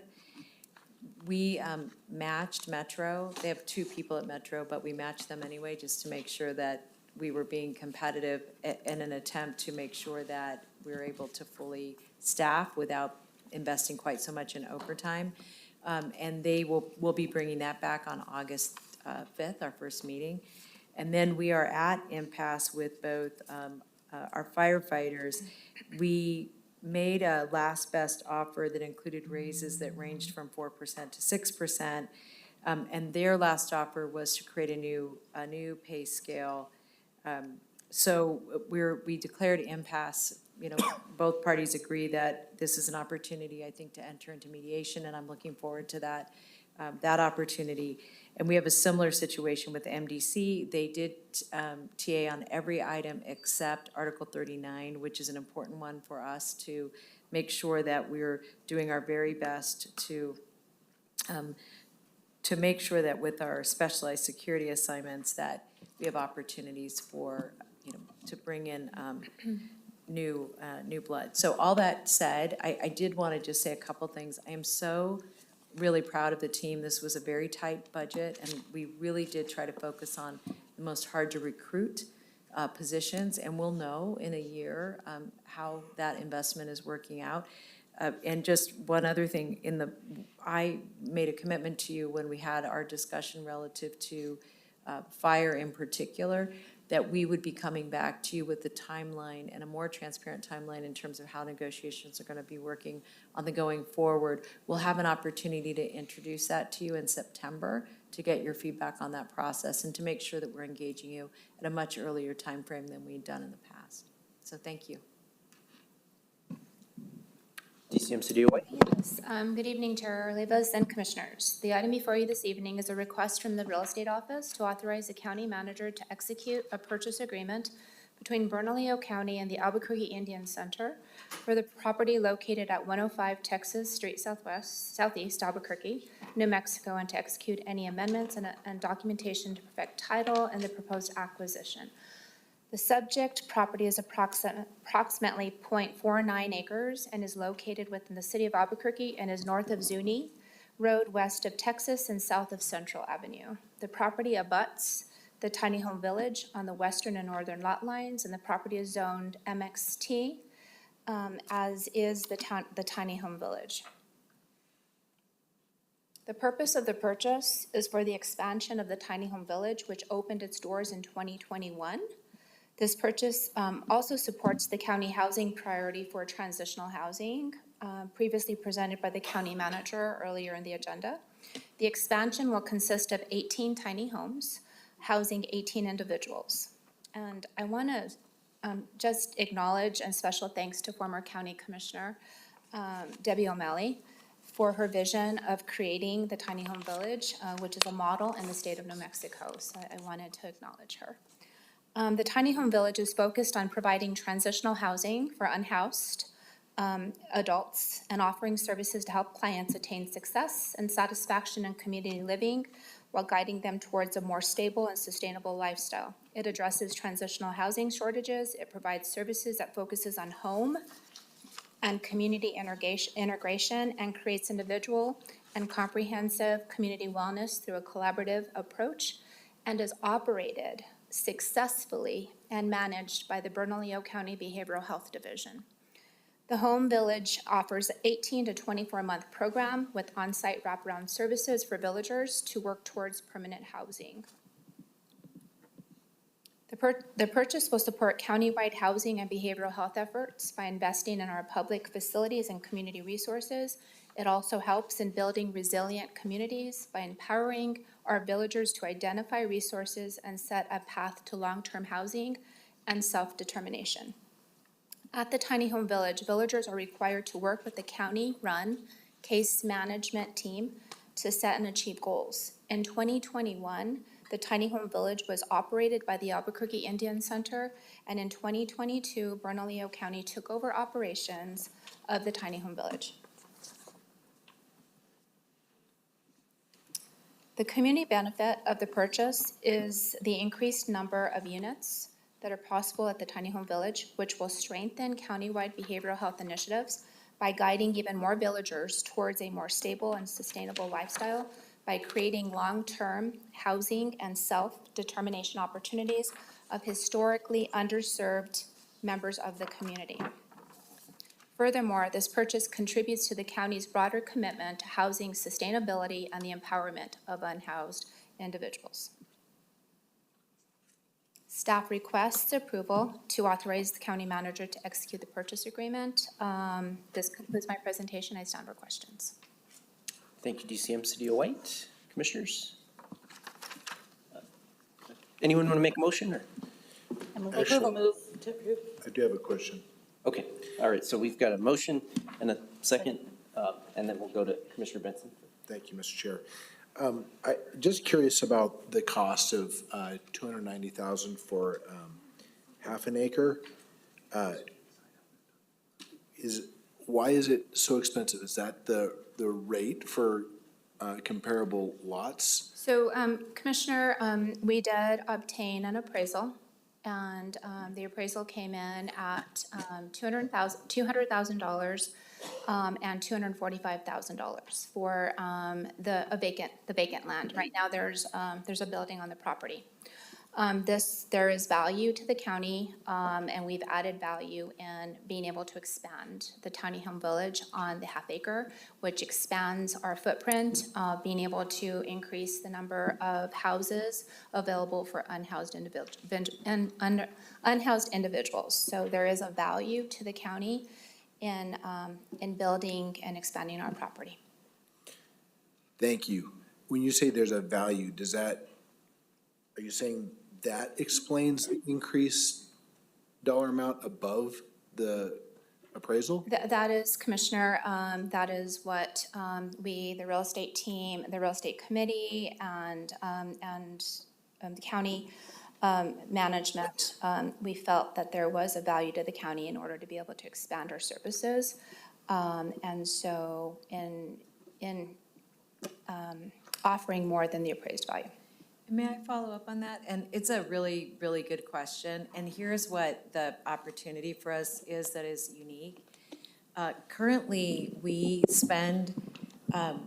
invest in the current Tiny Home Village to provide services. Being able to provide services on that same footprint offers us the opportunity to do that in a much more cost-effective way than we could in any other location. And that's really what drove that decision. The second is that we have a willing seller, and we haven't had that in a long time. And so both having a willing seller and the opportunity to expand in a way that we think is far more cost-effective than finding a whole nother property to try to put those same 18 units on. I totally agree that actually just the idea I like. I don't know why we offered 50,000 more than the highest versus, starting with the lowest appraisal amount, which was 200,000. So, and offering almost 50% more than the lowest appraisal amount. So Chair Olivas and Commissioner Benson, the seller initially requested $400,000 for the property. Because he's insane? It was appraised for 200,000? So he knows that he's got a government entity here who's willing to spend. See, that's my problem. We got taxpayer dollars, so we got a deep pocket, and he knows it. And so he's like, ooh, great, payday, 400,000, twice as much as the real value. So you're shaking your head no? So hence we offered the $290,000. Right, let me but just. he did ask for 400,000, even though They initially obviously it wasn't requested worth that. upwards of 400,000. Even more than that. But I think the point you're raising, which is a fair one, and it's the reason this was actually under my signature authority, but we brought it forward to you because we recognize that the situation we're in is a tough one, and including that I don't want to walk away from this because it's aligned with so many other goals that we have. And the other thing I can't emphasize enough is that the services and the level of service being provided at the current site is so exceptional that I really want to keep it on one, in one area if I could at all do that. And I will just say too, I'm extremely stingy with public dollars. I mean, I'm annoyingly so, as many of you know. And so this was not a, we had to think about it. The staff really processed this, and we believe this is the best deal we can offer you, and that is why we brought it forward. I concur that whenever one's negotiating and you're not the one at the table, I totally get the instinct of, well, could you have done this or that? And, you're not allowed to wrestle people in negotiations, so we weren't able to do that. So this is the best we really felt like we could do. But it's a fair question. And again, that's why we're sunshining it. Thank you. Mr. Chair, may I add Sure. another comment? When Commissioner O'Malley was championing this, it was before I was elected, and I was critical of the idea, and she pushed it through, and it worked. The biggest complaint I had during the build out is the expense. It was crazy. I think it was like $500 a square foot, which anybody who knows construction, that's a crazy amount of money. And so since we built it, I voted yes on every modification so that it could be successful, because this was an asset for the county.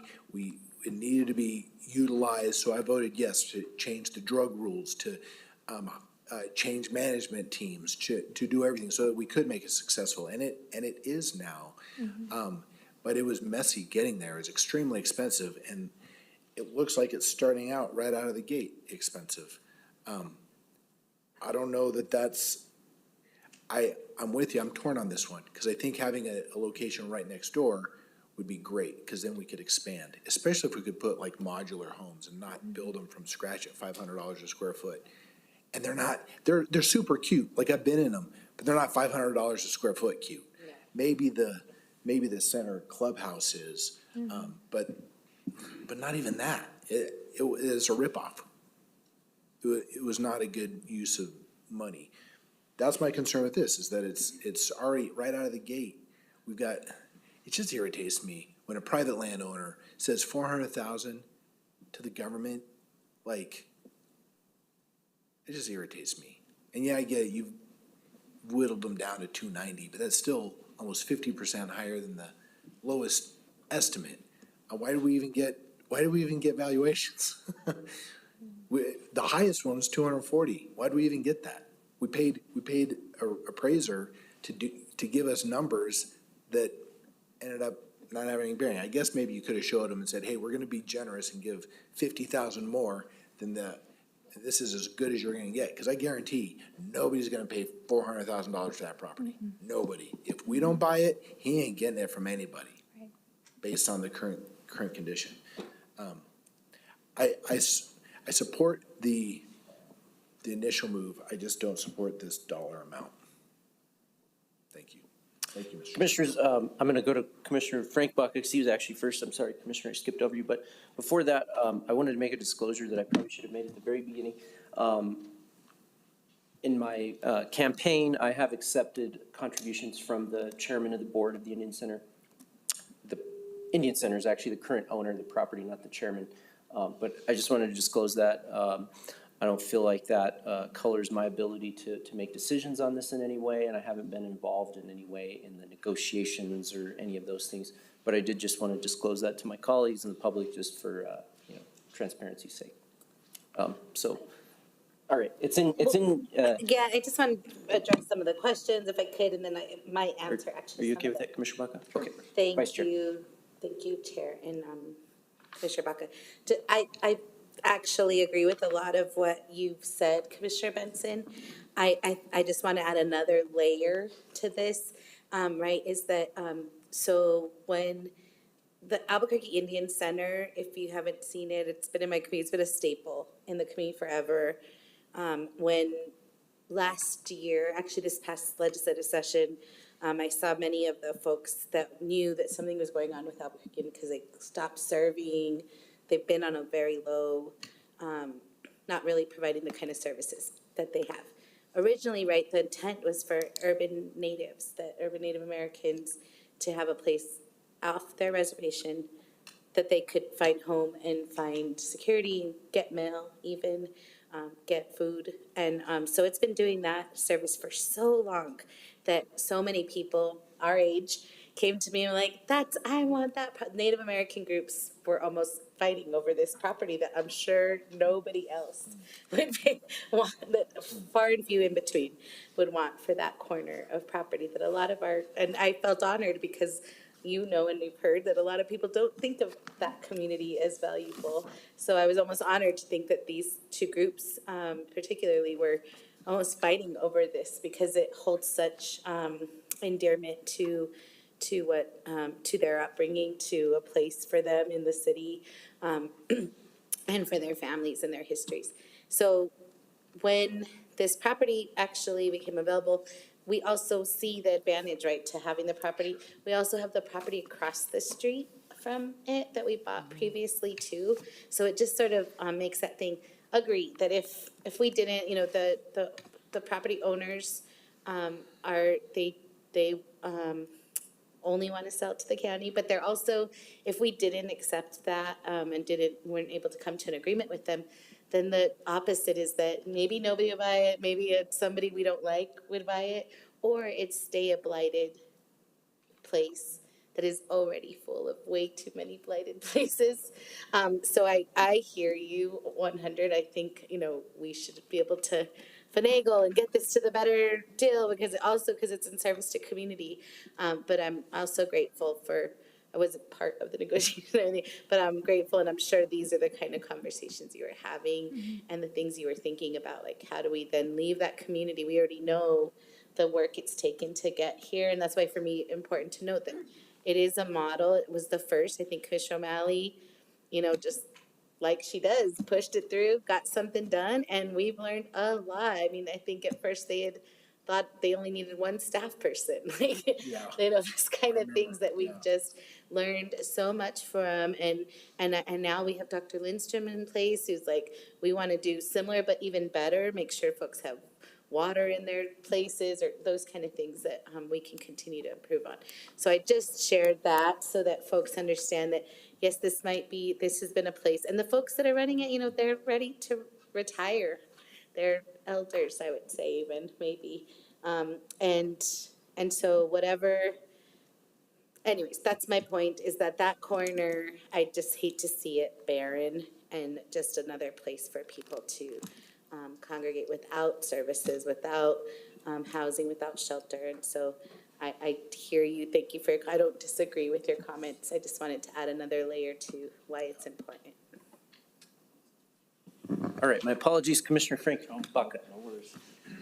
Thank you, sir. No, and I agree with comments made by commissioners and Commissioner Benson in particular in regards to the value, and as a person who has over the years have had the occasion to buy a piece of property now and then and to sell a piece of property, I've had this sort of argument with people over the years, and I think we do need to be very careful as good stewards of taxpayer money. I think that is something we have to be very mindful of. I've also just personally taken the position, I'm not sure I'm right about it, but I've certainly argued the point that that to some extent appraisal is not a really good estimate of value. What ultimately is what determines value is what a buyer is willing to pay. And I've seen that. I've been in situations where it's just valuable because a buyer wants it. And that's true of all sorts of assets. So I've argued with friends of mine and others in the industry about the benefit of appraisal and even market analysis, and which are free. But anyway, my real point is, but I appreciate your comments and I agree with you philosophically in that we need to be mindful of of the money that we're entrusted with. But my real point is that I will say that over the years, from afar, as this project was developing, I was quite skeptical of it and just questioned the expenditure, the purchase, the project. And I did have, we did have the opportunity, Mike and I, to take a tour of the facility a couple of months ago, maybe 6 weeks ago. And it just was so impressed. I was just blown away. And I think a big part of it is the current management, the person in charge, and the protocols that they have, that she has in place. Just so practical. It just makes so much sense. You just walk in there and you just feel the level of management, the level of organization, and just the confidence of people. One of the residents came up and just talked to us and shook our hands, said, "My name is so-and-so," and you know, so to add that space adjacent to existing space of a very well-run, productive program, not speaking of how it was 5 years ago or what it costs over the years, but how it is being managed now is a shining star for the county. And I just, for that reason, in spite of the higher price that probably, that you and I would have paid in a transaction, I would support that because I think there is tremendous value in expanding that program. Thank you. All right, any other commissioners? I did have one more. Vice Chair Barbeau, go ahead. Thank you. Because I talked a little bit about the history of the Albuquerque Indian Center property, I just want to name a few things that, this is, the closing of the AIC is a lost resource and opportunity, but the recent sale represents a lost community resource for the Native American community. And while this property itself is gone, we must now strategically plan to address critical needs. In August, I plan to introduce a resolution to explicitly prioritize the Native American community in 3 critical areas: housing, to address disproportionate insecurity with culturally appropriate and sustainable solutions; behavioral health, to ensure accessible, culturally sensitive, trauma-informed services that integrate traditional healing; and public safety, enhance collaboration with local law enforcement and community groups addressing public safety concerns. I will also, the resolution is a critical step in an ongoing commitment to our Native American communities. I remember hearing about Tiny Home Village before I got on the commission and hearing that the Native American men are the primary folks that are on the streets and that this was going to be a resolution for them. Well, I don't believe that we've met that current need. So I'm asking us to officially, and I'll be bringing a resolution in August, to officially and explicitly prioritize the Native American community in those 3 critical areas. So in August, I'll bring that forward, and I'd just love to see that the impact of AIC Albuquerque Indian Center closing their doors can prevent this opportunity towards building a stronger, healthier, and safer community for all of us. And hopefully we will live up to those promises and as well for our Native American neighbors. So thank you for this time. Thank you, County Manager, and I encourage my colleagues to vote in support of this. Thank you, Vice Chair. With that, we'll close the floor and move to a vote. All those voting in support of item F, signal in the affirmative. Yes? Yes. Any opposed? No. All right, that passes on a 4-1 vote. Thank you. Thank you, Deputy County Manager Cedillo White. And with that, we'll move to announcements. Tuesday, August 5th, we'll have our zoning meeting at 3 p.m. right here in the Ken Sanchez Commission Chambers. Following that meeting on Tuesday, August 5th, we will have our 5 p.m. regular administrative meeting here in Chambers. And with that, if there's no other business, this meeting is adjourned. They run like the wind. That was